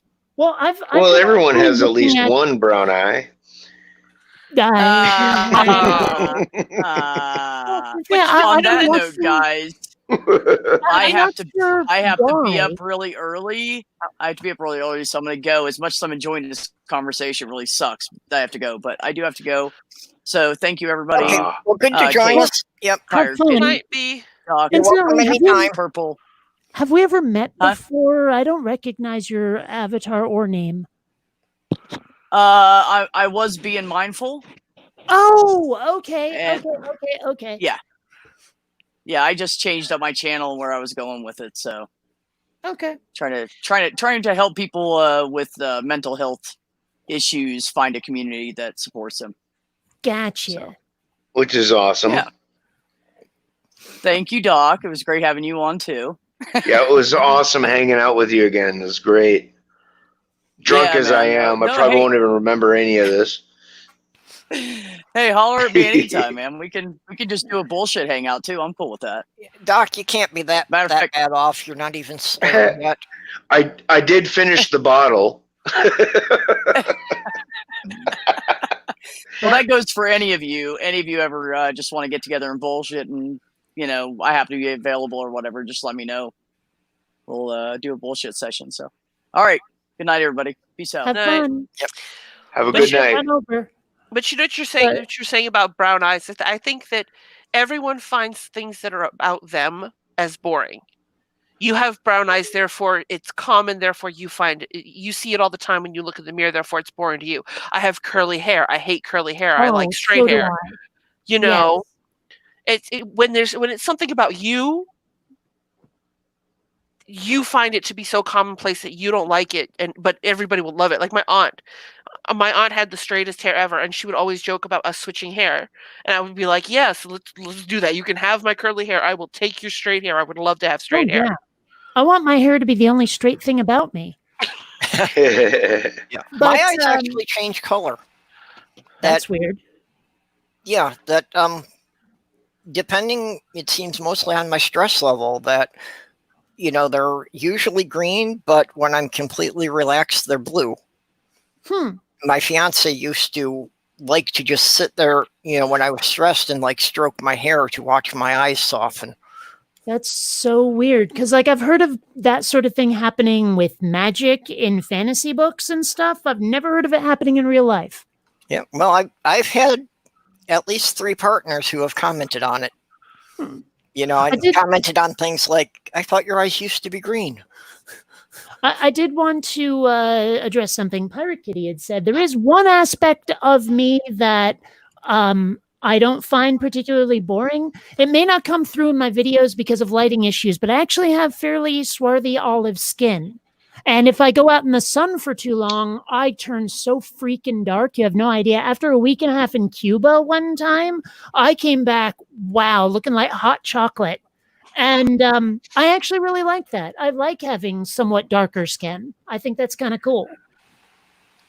Yeah, that's funny. Having met you, I cannot for the life of me remember the condition of your skin color when we met. Well, if it was any time recently, I was probably still living in Seattle at the time, which is nothing but cloud cover, and I was probably pasty ass white. So oh, this was Faithless Forum last year. Oh, then okay, gotcha. Now I really need to spend I live in Southern California and I don't spend nearly enough time outside. It's kind of criminal. But actually, with this handheld gaming system with the Nintendo Switch, I might take it outside and sit on a bench somewhere and play it. So, get more sun and be entertained. That's actually not a bad idea. I need to do that. I need to go and get my lawn chair and spray it off because it's been sitting on the patio for a year.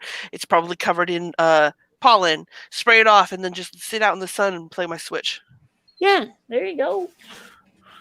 I've done that with my Kindle as well, just sitting there reading. But honestly, after a while, that gets pretty old.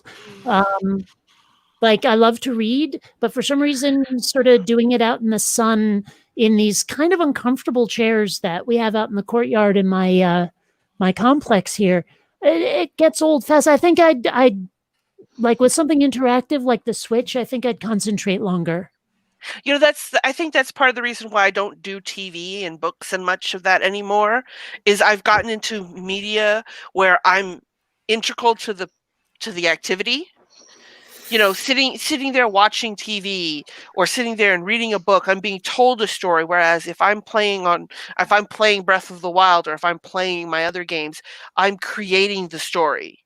I'm pivotal to it continuing, and it's more gratifying than just being told a story. Well, my ADD, I'm never sure if it's ADD or ADHD that I have. The doctors have never been consistent which one they tell me.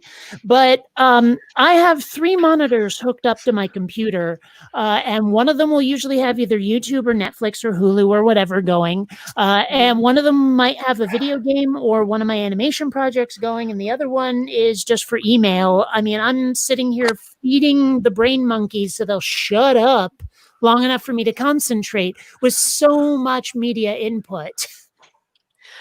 Yeah, I have days where I've got my game Black Desert on my main monitor. I've got YouTube on my second monitor, and I'm playing my Switch. I'm like doing 2 or 3 things at a time. Yeah. Probably not a good thing. It's probably overstimulating. Whatevs I say. Honestly, I've tried to explain what it's like having the kind of ADD, ADHD that I've got. And the best way I've been able to describe it is imagine if someone is just constantly tapping their finger right between your eyes, constantly, and there's nothing you can do about it. It will just keep happening. But then you find what you can do about it, play music or watch a movie or something, stimulate your attention on one level so that you can then concentrate on whatever it is you're actually trying to do. And I know a lot of folks are like, huh? And I'm like, have you never multitasked? And they slowly start to get it, but it's I don't know, it's difficult. I know for me, as I grew up with there always being a dozen people in the house, I need to have some voices going in the background, just because if there aren't voices going, then I'm hyper aware of every noise. Yeah, no, I get you. I get you totally. It's like I have to fall asleep to music or something, or it doesn't work. Yeah, it's one of the things I have problems sleeping, that I leave YouTube playlists or a movie going when I'm sleeping, because yeah, if there aren't voices going, I will pick up on every noise, and I will wake up until I can identify what the noise is. Oh gosh. Ouch. Okay. I realize I live in the middle of a city, but we do get crickets here.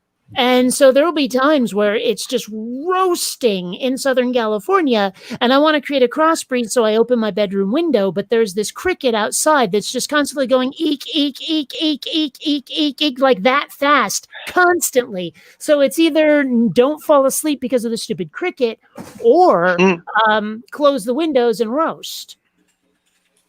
So that never does me any good. Just saying. I do earplugs. I know what you mean. I actually have to sleep in silence, otherwise, because if I can hear noises, I will fixate on the noise. Yeah, well, I hope you never get together with someone who snores. Yeah, earplugs don't work for me because certain pitches will still come through the earplugs. Yeah. Especially mechanical noises, and those are the things that really drive me nuts. I wouldn't be able to fall asleep with earplugs in because I would never not feel them. They'd be that distracting. Yeah, that too. They were difficult. Yeah, I'm the same way. They were difficult for the first couple of days, first couple of weeks. But once I got used to the feeling, like I almost sleep better with them in there because like I can feel them, which means I know I can't hear the things that keep me awake. Because I live kind of in a more quiet area, so there's not a lot of mechanical noises and things that get through. But like because of my sleep schedule, like I get up in I go to bed around 5 a.m, and 6 o'clock is when the birds start. Yep. And so I have and I have the earplugs, and they keep they generally keep the sound of the birds away. I have to sleep with a fan on for the white noise. Silence will actually keep me up. I'll hear a lot of ambient stuff that a fan can kind of drone out. Yeah, you ever try any of that ASMR stuff? I don't get into ASMR that much. I find it kind of annoying for the most part.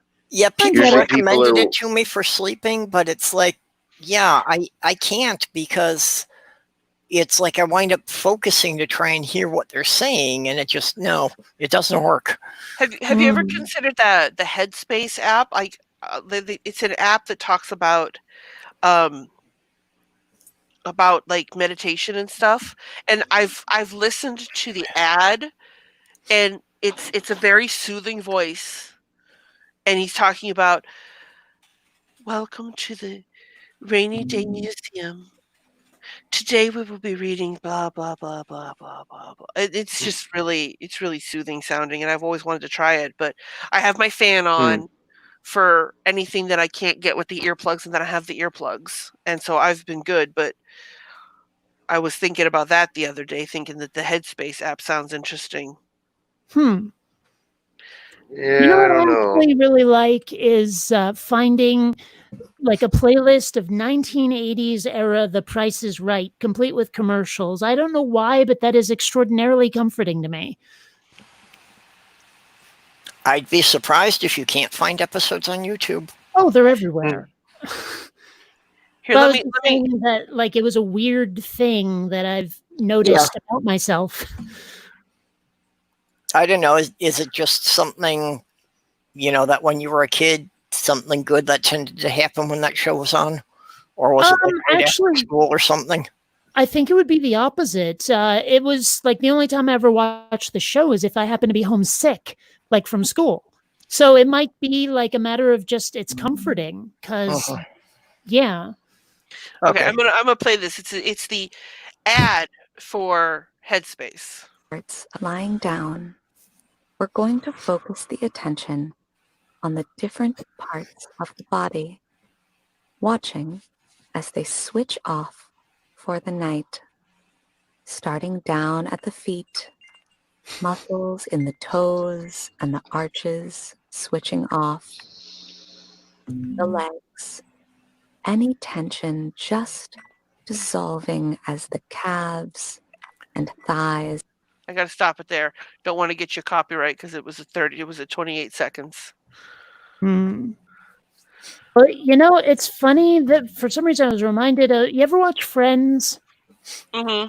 Because I was reminded of this one episode where, like, Rachel, I think it was, lent a hypnosis while you sleep tape to help calm Joey down. She lends it to Joey. But what neither of them realizes is that part of the hypnosis says you are a strong, confident woman. And so Joey spends like a fair amount of the episode sort of acting a little bit feminine. No, wait, it wasn't Joey. It was Chandler that got it. That's right. It was linked to Chandler, but still, the quality of the voice on that video you just played, it sounds almost exactly the same. So speaking of Friends, did you see that they did this on Google? So if we go over here and we click on Jennifer Aniston, oh, it's gone. Let me see. Let me see if it's still there. But they were doing. Oh, see, you Google the character, right? And then you see the here. Is my sound on? Pivot! Oh gosh. Okay. I'm not gonna pivot anymore. And then if you go to who was the blonde? Phoebe Buffet. Faye, yeah. And so then you go here and it shows the guitar and you click on it. Billy Cat, Yep. Billy Cat, what Groovy. are they feeding you? And then if you go to Joey. Joey doesn't share food. I remember that episode. There's one for Monica. I guess she was a neat freak. Oh, big time. What, I never watched that show. The Chick and the Duck. who did I not click on? Oh, if you go on Rachel and you click on her, it just does a Google search of her hair. What? That's awesome. I mean, it's really stupid, but it's awesome. I know. Maybe that's why it's awesome. I think it only did it with the main cast. But yeah, pivot. Pivot!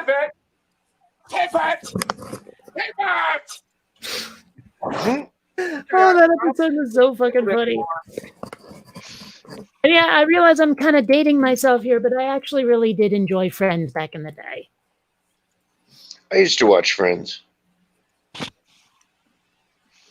didn't realize it went all the way into the 2000s. Yeah, it was like 10 years, I think.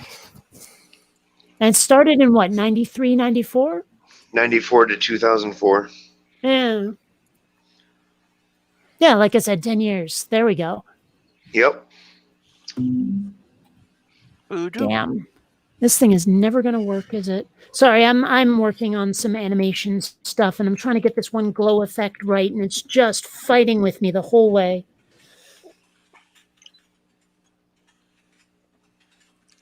Like, oh, here's a problem. I fixed the problem. It caused another problem. Lather, rinse, repeat for like a day. So you mean programming? Well, sort of. Like if programming and art had a bastard love child, then yes. Ugh, fuck it. I give up. This is never going to work the way I want it to.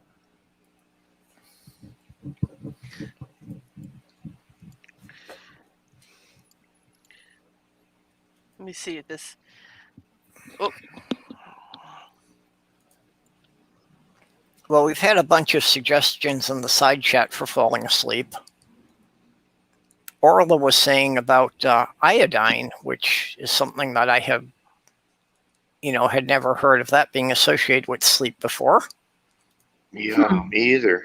I only think about it for like cleansing wounds. Mm-hmm. Yeah, well, of course, iodine and salt, everybody needs a certain amount of that. But yeah, I did not know it had anything to do with the sleep process.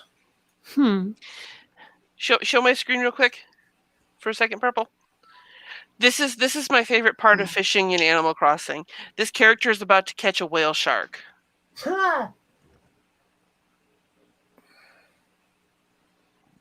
Does Animal Crossing include any kind of like evolution of animals changing? Nope. I mean, because you say whale shark, I'm like, where'd that come from? Huh.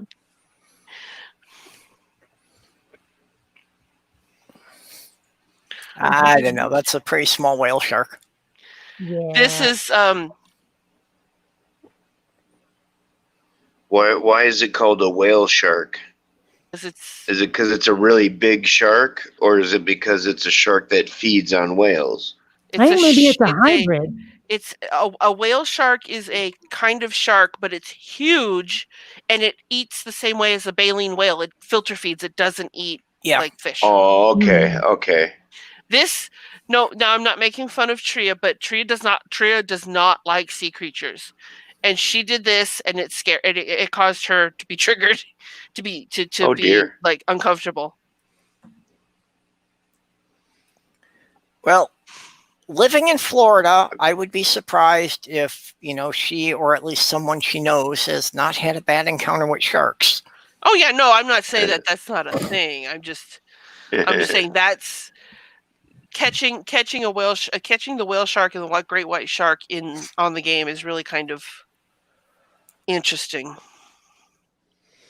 Oops. I guess that'll happen. I'm kind of fascinated by sea creatures, but I live in Iowa, so I'll never be anywhere near one. Yeah, that's the same with me. I did get to swim in the Pacific Ocean because I was in San Diego for like one day. When was this? Before you were born. Oh, okay. Well, I was going to say, it's like, what, you came to San Diego, didn't look my ass up? Huh? What's up with that? But if it was before I was born. Well, it was when I was 14, so you weren't around then. But you like... Wait a minute. I might have been. When was that? Like, what year? 1978. Yeah, I was born in 75. Okay. So you like cats, right, Kate? Absolutely. You can have an island. You can have your villagers all be cats. Okay. Here's the cat villagers. Well, let's scroll back a little. The one with the blue-eared one. What's that? That is Kitty. Huh. She's a snooty villager. Oh, never mind then. They have different personalities. You have to have one of each personality on your island because they give you recipes. What do based the on their recipes make? Like how to make a cherry clock, or how to make an ironwood kitchenette, stuff like that. This is a funny one. His name is Rover. Well, honestly, I'm more interested in the stuff in the side chat about sleeping than I am in the trying Animal Crossing.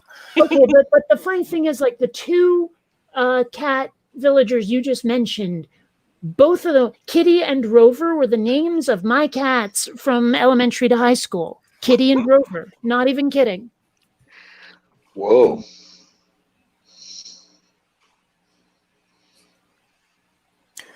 Sloth Girl was surprised on Twitter because Randolph Richardson put out a meme, and it turned out that the picture he used is actually her cat, so he must have picked it up where I posted it somewhere. I don't know, along similar lines, not exactly the same, but similar. I've spent years making like pictures, memes, whatever, and posting them to my Twitter or posting them to Facebook or whatever. None of them ever went viral. None of them ever got popular. And I've been a little disappointed by that. But what was it, yesterday or 2 days ago? I posted a meme on Twitter where it's what's her face who played Rey in the new Star Wars movies, pointing and holding a sign that says you're someone's reason to masturbate. And within moments, it's like hundreds upon hundreds of retweets and so many comments. I'm like, damn it, why can't this happen to anything that I've built? Is it this one, Orla?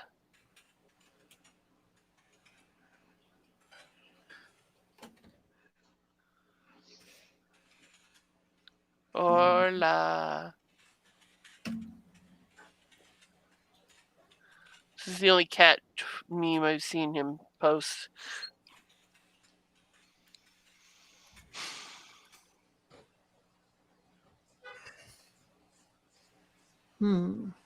Y'all are old. Hey, God, that can't be right.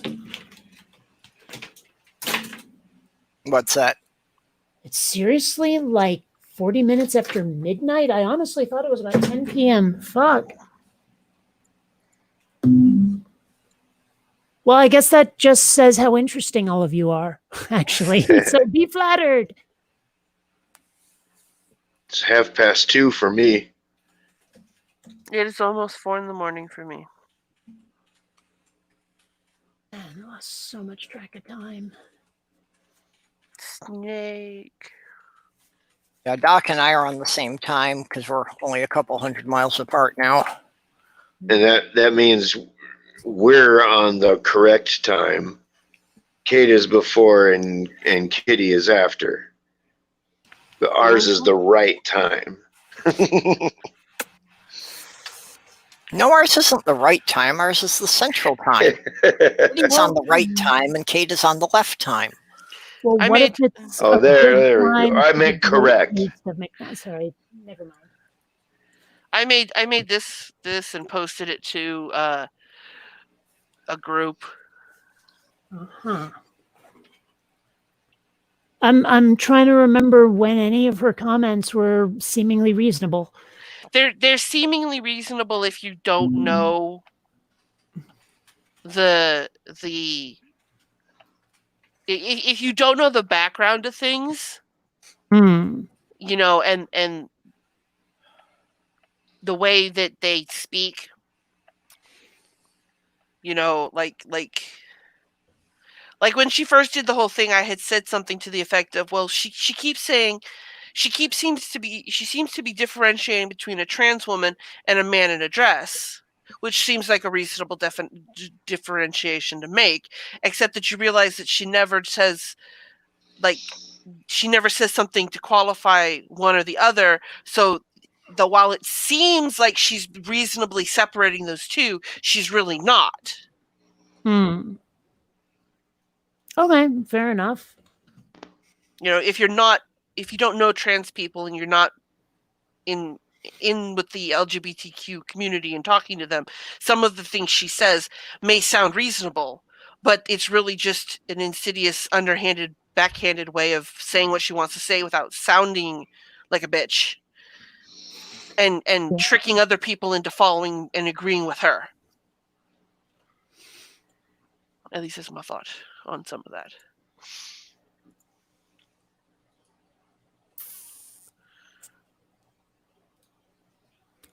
Oh. Okay, Arlen, never mind then. See, the weird thing is, like, I get where she's trying to come from. I still think she's a chowderhead, but I sort of get what she's trying to say. But you can get something and completely disagree with it. Right. Which, by the way, in case that sounds ambiguous to anyone, which I do disagree with it.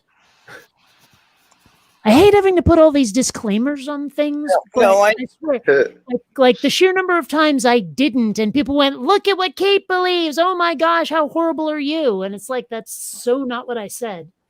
Yeah. Well, I've had people jump on me on Twitter for that. Well, that's why I don't say a lot of things and I don't ask a lot of questions out in public on Twitter. I ask in the private groups that I'm in because the people in those private groups know me, and they know that if I say something that sounds turfy, that it's probably me misunderstanding something.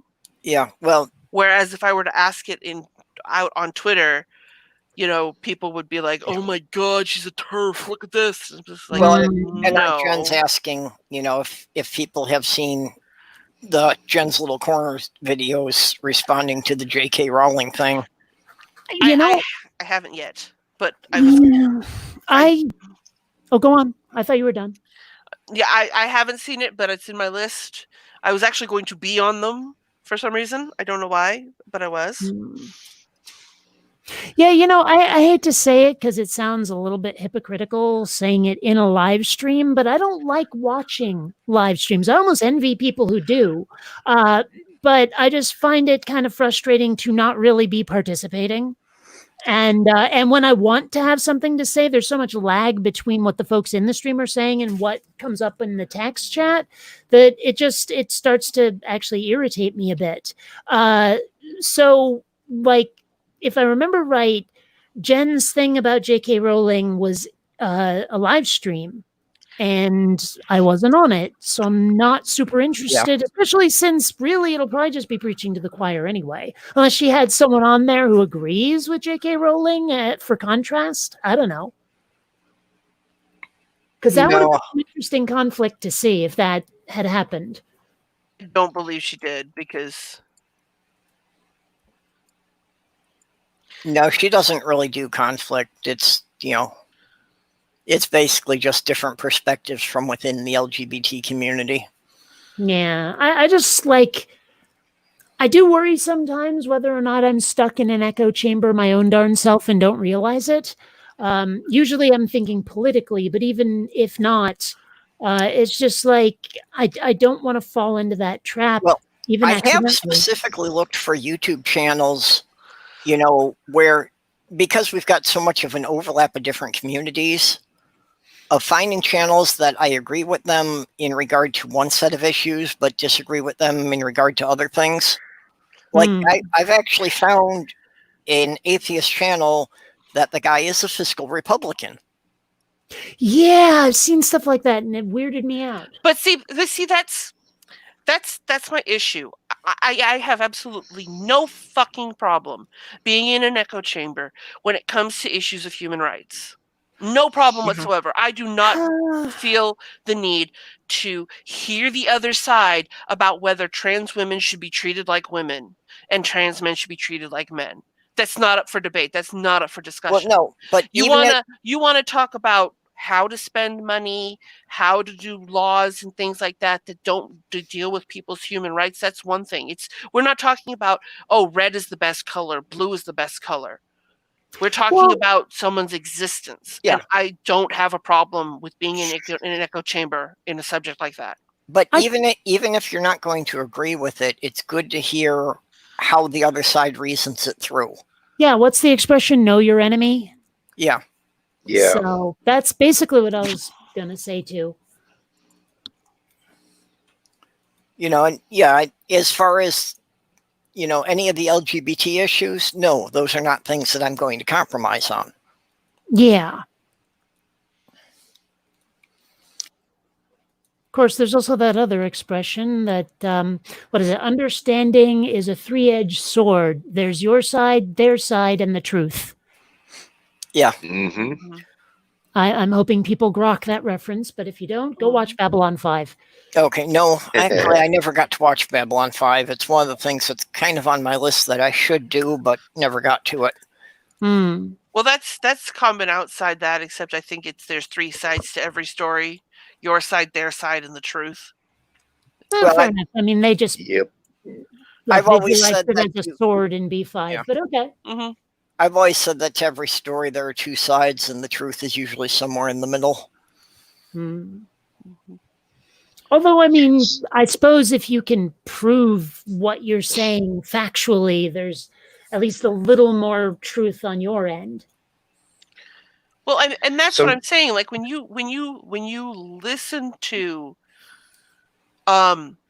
people who are TERFs, they will talk about Blanchard's theory, which has been debunked. They will talk about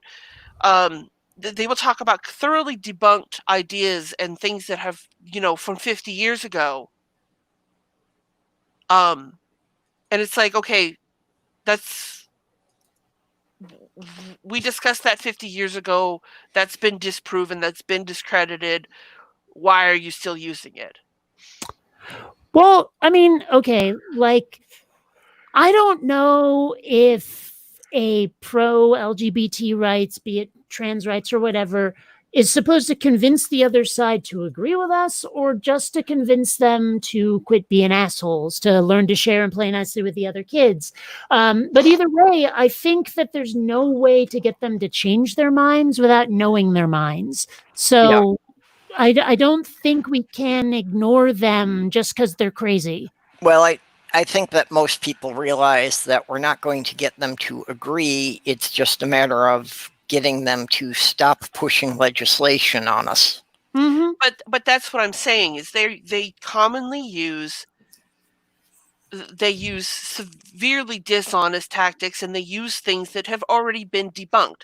Why do I have to sit here and listen to a TERF today that said the same thing a TERF said 3 weeks ago, that said 6 years ago, that said 10 years ago? I can think of a good reason is because it's one of the things that I do with my atheism videos. I mean, I've been doing this for 13 years, and I've had people ask me, why do you keep doing it? Haven't you said everything that needs to be said? I'm like, yeah, but I haven't said it to everyone who needs to hear it. Mm-hmm. So yeah. I would respond or argue with a TERF just so that someone else can see another point of view. Because if all they ever hear is the TERF, that's all they're ever going to think is so. And especially if you're talking like 10 years later, because, you know, that's the thing that Disney was always doing about really re-releasing their classic films every 7 or 8 years, is you're basically talking to a new generation at that point. Mm-hmm. Well, that and making a whole bunch of money off of the older generation that didn't buy it the first time around. Yeah. You know, but yeah, you know, the stuff needs to be repeated every decade because you've got people who weren't old enough to hear it before. Mm-hmm. Yep. And let's face it, the other side is relentless. They never shut up. I mean, how many people have been like online preachers, television preachers, whatever? They're always saying the same message. They really haven't even been challenged until now, until the internet. Not really. Not in any kind of big splashy way that the world couldn't ignore. So, I mean, like, we got to keep saying this stuff because we're the only ones who will. Yeah. And in conclusion, that's why we should listen to what TERFs have to say, just so we know what they're going to say. And because we need to educate the newer generations. That's why. So you can counter their arguments with actual knowledge. Oh. Doc, we're getting feedback from you. Yeah. Oh, yeah? Sorry. What the hell? Now it's better. It was just that one time you popped in there. It was a quirk. Yeah, you probably got your microphone too close to the speakers. Well, it's all on the phone, so I don't know how it could get any closer or further away from. Okay, yeah, I don't do stuff with mobile devices, so I don't know how that works. Yeah. It's possible you're close to a power supply of some sort. That often interferes. Probably, yeah. Okay. Maybe it got too close to my Xbox power box or something. Yeah.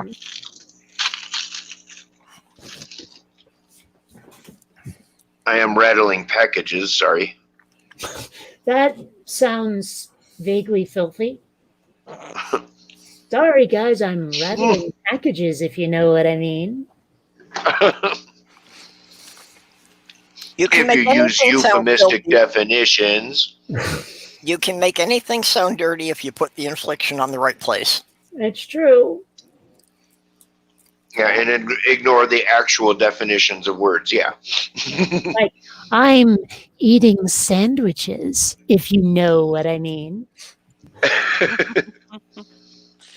I'm eating a brownie. I'm eating pie. Oh, yeah. And it's moist.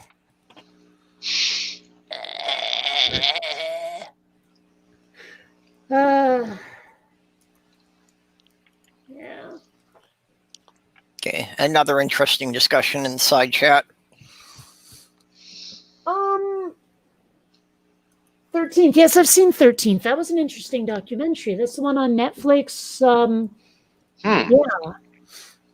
I mean, like the only reason I even knew that it existed is actually my favorite voice actor of all time mentioned it on his Facebook page. And I was like, really? What's that? And I watched it.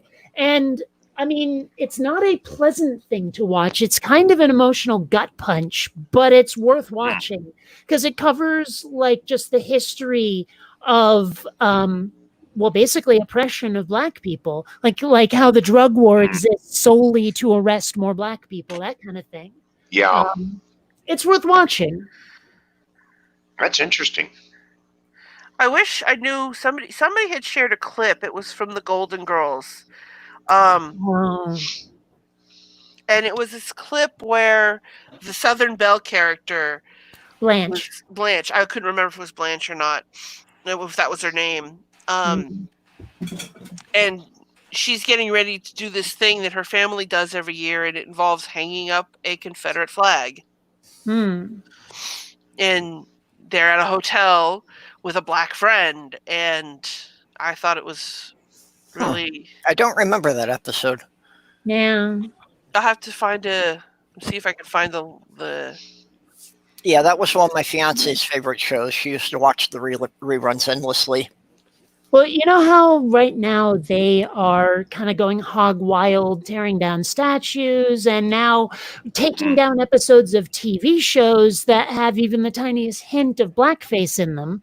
And it seems that there was an episode of The Golden Girls where they went to like a beauty salon and got mud masks, and the color of the mud was literally mud colored. It was kind of brownish, and a bunch of people lost it and said, "This is blackface." And it's like, no, it's a beauty salon. There's like nothing racial about this whatsoever, but they insisted the episode be taken down. And I'm like, I'm on your side technically, but I think this is going too far. And again, that's one of the things where you say it and the internet lands on you like an anvil. So yeah. I agree with that. That's the thing, is like discussing these issues is so fraught. Like the sheer number of friends I've lost because I phrased a sentence badly. Yeah. Well, and I have a lot of problem with the PC stuff because, I was in an interracial relationship for 5 years. And just all sorts of the PC shit that came up that people were totally losing their minds about.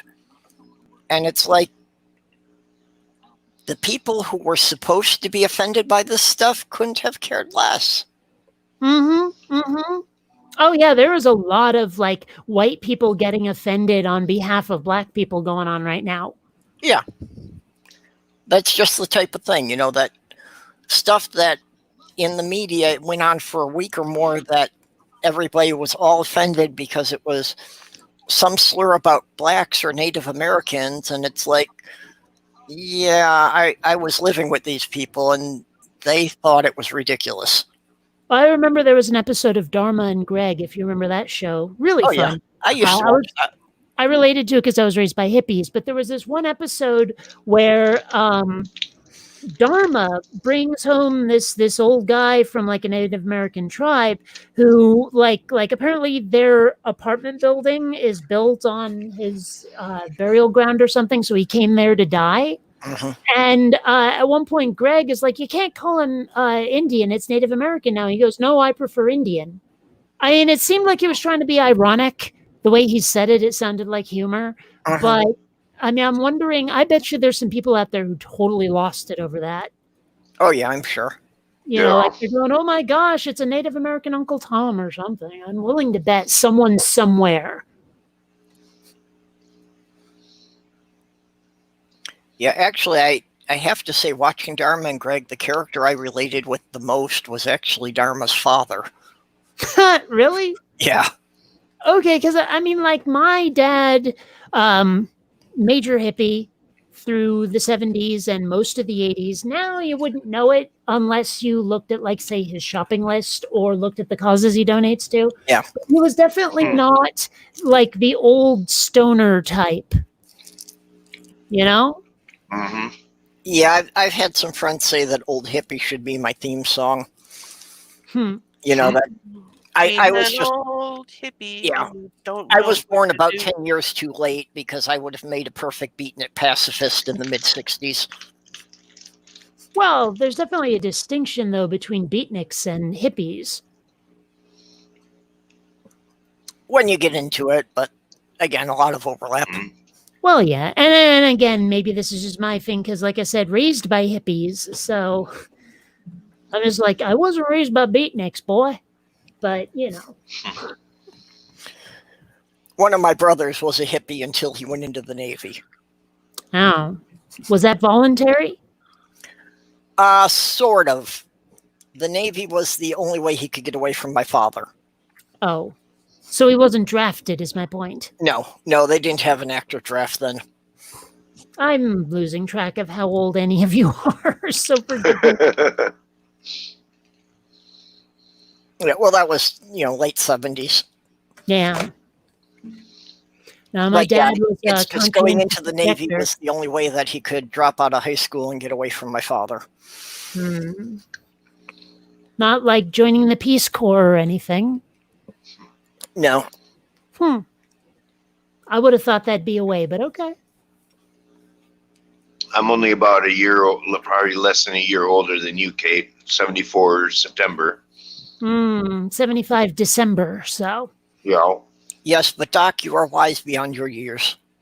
I don't know about that. Someday I hope to be wise beyond my ears. Sorry, that is so old that Trump is denying it Social Security. If I've acquired any wisdom at all, it's from having been not wise at some point in my life. It's like, oh, well, I wish I didn't do that. Well, it's kind of having a discussion on Diana's channel, what was it, like 3-4 days ago, where I was asking, is a person brave if they've never felt fear? No. Right.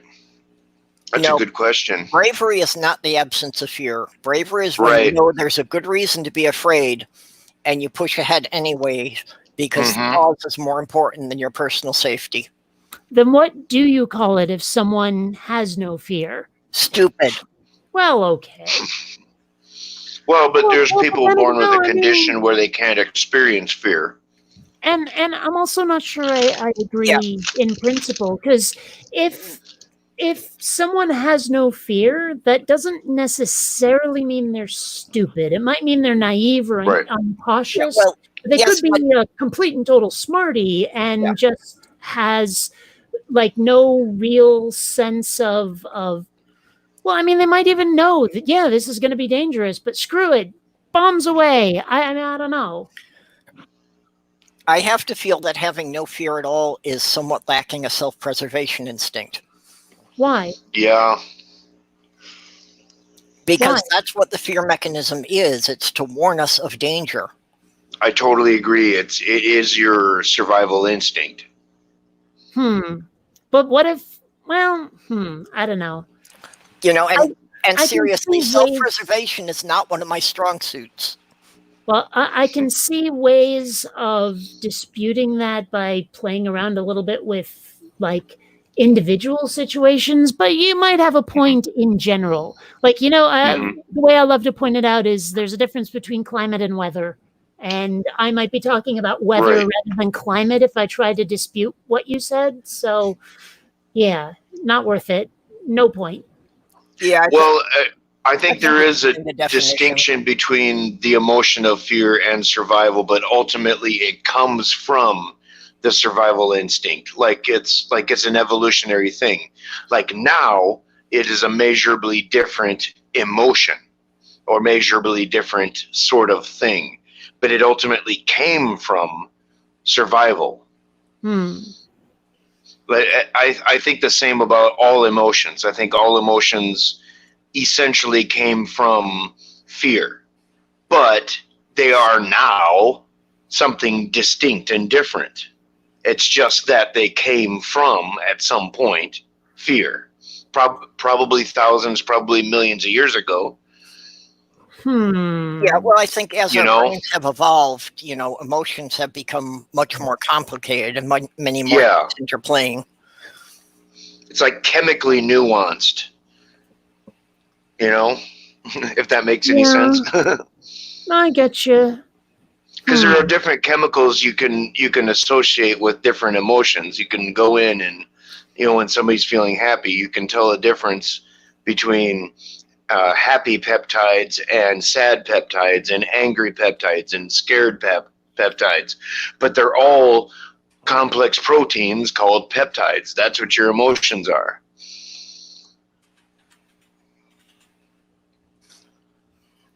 I mean, part of me wants to say that, for example, love, even not necessarily romantic love, but love, although actually romantic love might be a better example of an emotion that's not necessarily born out of fear. I mean, I think that love really just comes out of a desire to reproduce. And because we're complicated entities, we've made so much more out of it. Right. Well, but what is reproduction? It's survival of the species. Our first priority is survival of the individual. Second is survival of the species. So all reproduction is all about the survival instinct that applies to the species.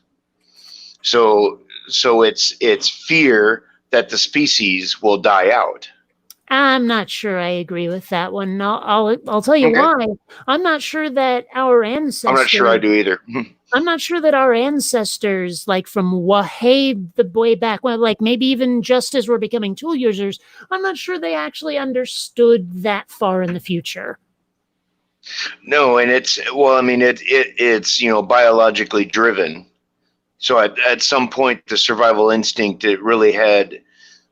You go back to our more lesser evolved animalistic ancestors. Emotions were less and less like important and refined, and it was all about pure drive. So that's where it all comes from, and it comes to us with our complicated brains. Now we've got all this brain chemistry and emotion and stuff, but over millions of years, it came from just a base drive of survival of the self and then survival of the species. Well, I mean, I don't know. I've never, on those occasions when I've been like horny or whatever, never really felt any measure of fear whatsoever. It was more desire than anything else, without any other aspect to it, without any other nuance to it. It was just like I didn't have a fear or a driving need to propagate the species. I just wanted to feel good with another person, So right, and I can totally agree with that. But at the same time, I kind of think those feelings that you just want to feel good ultimately comes from a kind of survival thing, even if it's in the absence of fear. You know what I mean? No, I don't actually know what you mean. Well, like the color black. There is no color black. It's the absence of color. And yet we can look and see the color black. But technically speaking, it exists only in the absence of other things. So fear, so pleasure and love and happiness can come from the absence of fear, but at the same time, ultimately be caused by it, if that makes any sense. Well, the thing is, though, that speaking as an artist who has dealt in many different forms of media, black can be the absence of color. It can also be all of the colors all at once. It depends on whether you're dealing with an additive or subtractive color scheme. I mean, the tool you're using, yeah. Like, are the colors representing reflected light, or is it more like projected light, as with, say, a computer screen? Right. So, I mean... Well, there's an opposite there. When you say black is the absence of color, part of my brain, the one that went to art school, went, no. But that's just... Well, I haven't went to art school exactly, but I've had art classes, and they basically teach that that, or I've been taught that black is not considered a color per se. It's considered a neutral. Yes. Well, to what Dave there is saying, I must not fear. Fear is the mind killer. Fear is the little death that brings total obliteration. You know what I'm talking about.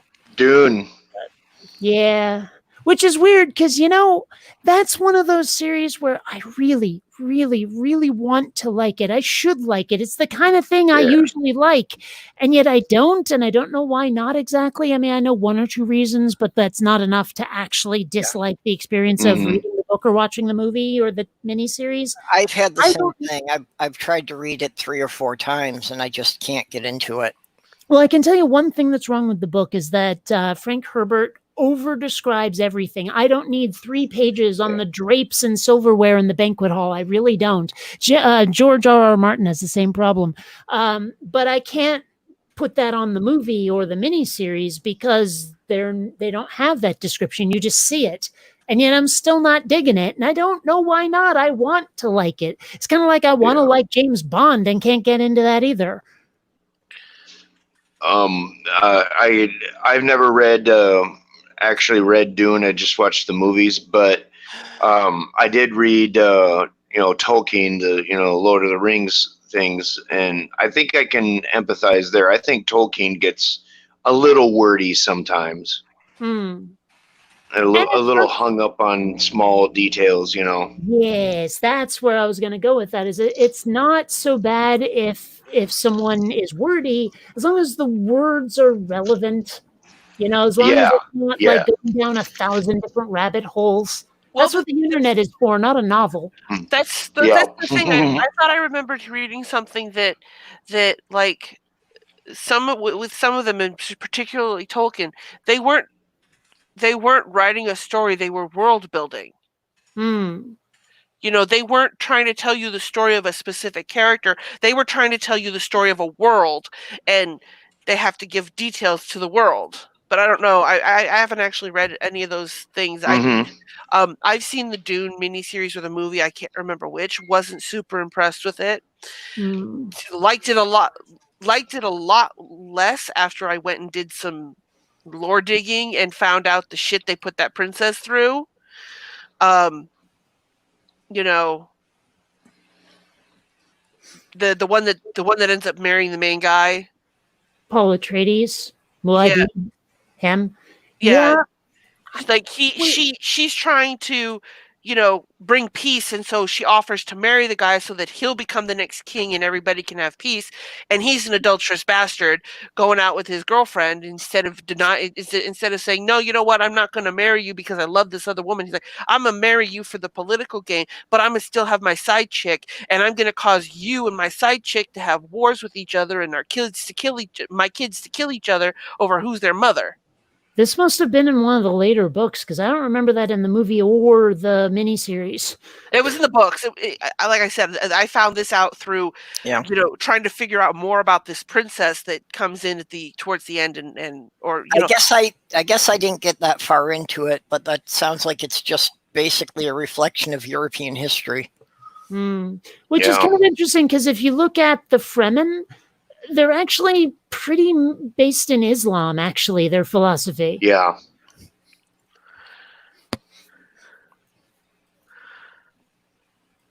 Okay, Dave is saying that was the Emperor's daughter. Yeah. I always thought Dune reflected kind of Middle Eastern sort of culture, history, legendary culture, everything like that. Yeah. I don't know. It's funny because, until I started being an outspoken atheist, I didn't know a lot about some of the religions. I mean, I probably knew more about Christianity than any other, but even so, so I didn't get the nuance in Dune of this is sort of based on Islam. And then I rewatched the miniseries not too long ago, and I was like, oh my gosh, how did I not see this before? Yeah. Of course, back in the day, we just had the David Lynch movie, and I had no idea of any context of any of it when I was a kid watching it. and because of that, I've always loved David Lynch. I like Twin Peaks. I like his weird college movies. I like weird stuff. You know, I mean, I like weird stuff too, but different kinds of weird stuff. Yeah. So, well, I mean, for me, sometimes it doesn't require any context. It's like, you know, if it's weird, sometimes I just like it. It maybe just breaks down to a base. What do I want to call it? Aesthetic appreciation for some things. Yeah, well, you know, taste is next to impossible to quantify. Yeah. Like Rene Magritte is one of my favorite artists. He's a surrealistic artist, and I don't necessarily understand what the dude is trying to communicate through his work, but you know, sometimes I just like weird shit. Salvador Dali, Bruce Nauman, not a surrealistic artist per se, but just a very bizarre, hard to pin down to any genre kind of artist. I highly recommend Bruce Nauman. Very interesting stuff. I don't know. If I had to recommend an artist, I'd say Ralph McQuarrie personally, but, well, whatever floats your ducky. Yeah. Well, Bruce Nauman, one of his pieces was actually a room. I got to go to an exhibit of some of his stuff. It just he had weird, bizarre stuff. Some of it was like neon tubing stuff. Some of it was like video work. But this one was a room. It had 3 walls and a I don't think it was a black light per se, but it was kind of a violet colored fluorescent light at the top of each wall. And what you're supposed to do is you're supposed to stand in the middle of this room and look straight up at the lights and spin around in a circle for like 5 minutes. And I swear to you, this works. You step out, everything looks purple. Everything has this purplish, like you're seeing in black and white, except it's black and purple. It's crazy. Like, dude figured out how, you know, the eye works and figured out this effect that you can do.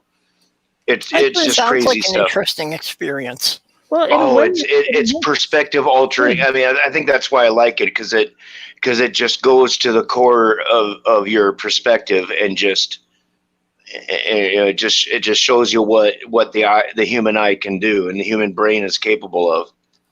Well, the thing is, it makes a certain kind of sense, actually, this like that you would see purple. Having played around with light and color a lot, like purple does tend to be the color that ends up being defaulted to if you mix a bunch of other colors together. Especially if they're like either primary or secondary colors rather than some of the more like nuanced like colors, you know what I mean?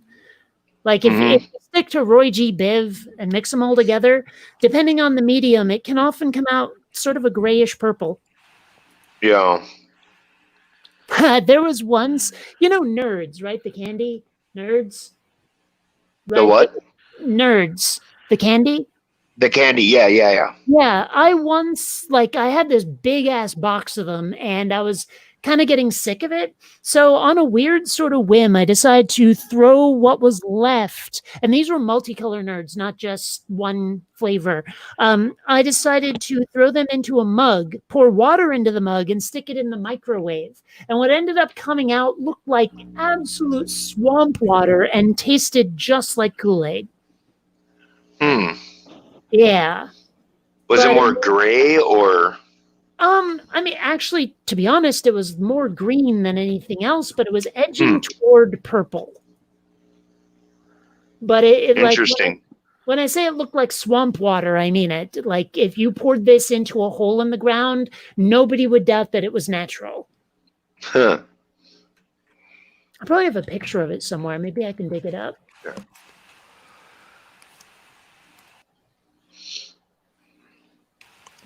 So what you're saying is if you melt down nerds, you get swamp water. Yeah. Well, you And guys you know have what? a good night. I need to get going. Yeah, I'm actually thinking it's about time to wrap this up for the night here. With Bye-bye. you. Yep. Have fun. Sleep well. Yep. So, okay.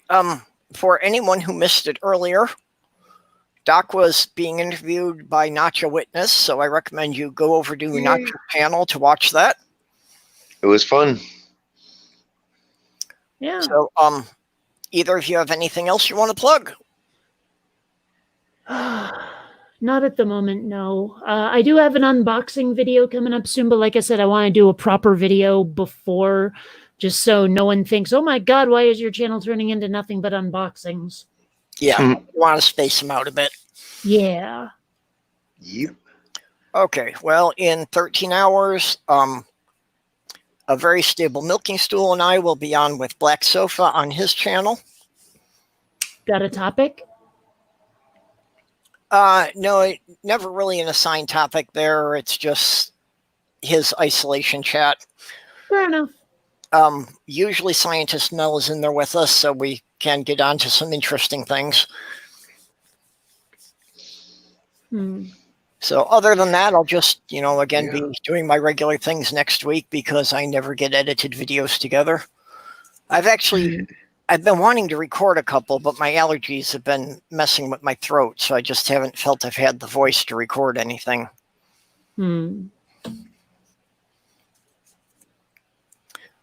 So, okay. Well, I guess that's it then. So, and Amiga Nuts just showed up. Oh. Yeah, we haven't had anybody shilling for us this whole time. But Amiga Nuts got in there with the link to Nachas and to Black Sofas, so that's good. Cool. And I am definitely nowhere near that picture of the nerds swamp water glass, so I guess I'll give up. You can throw it up on Twitter later. That's true. That's true.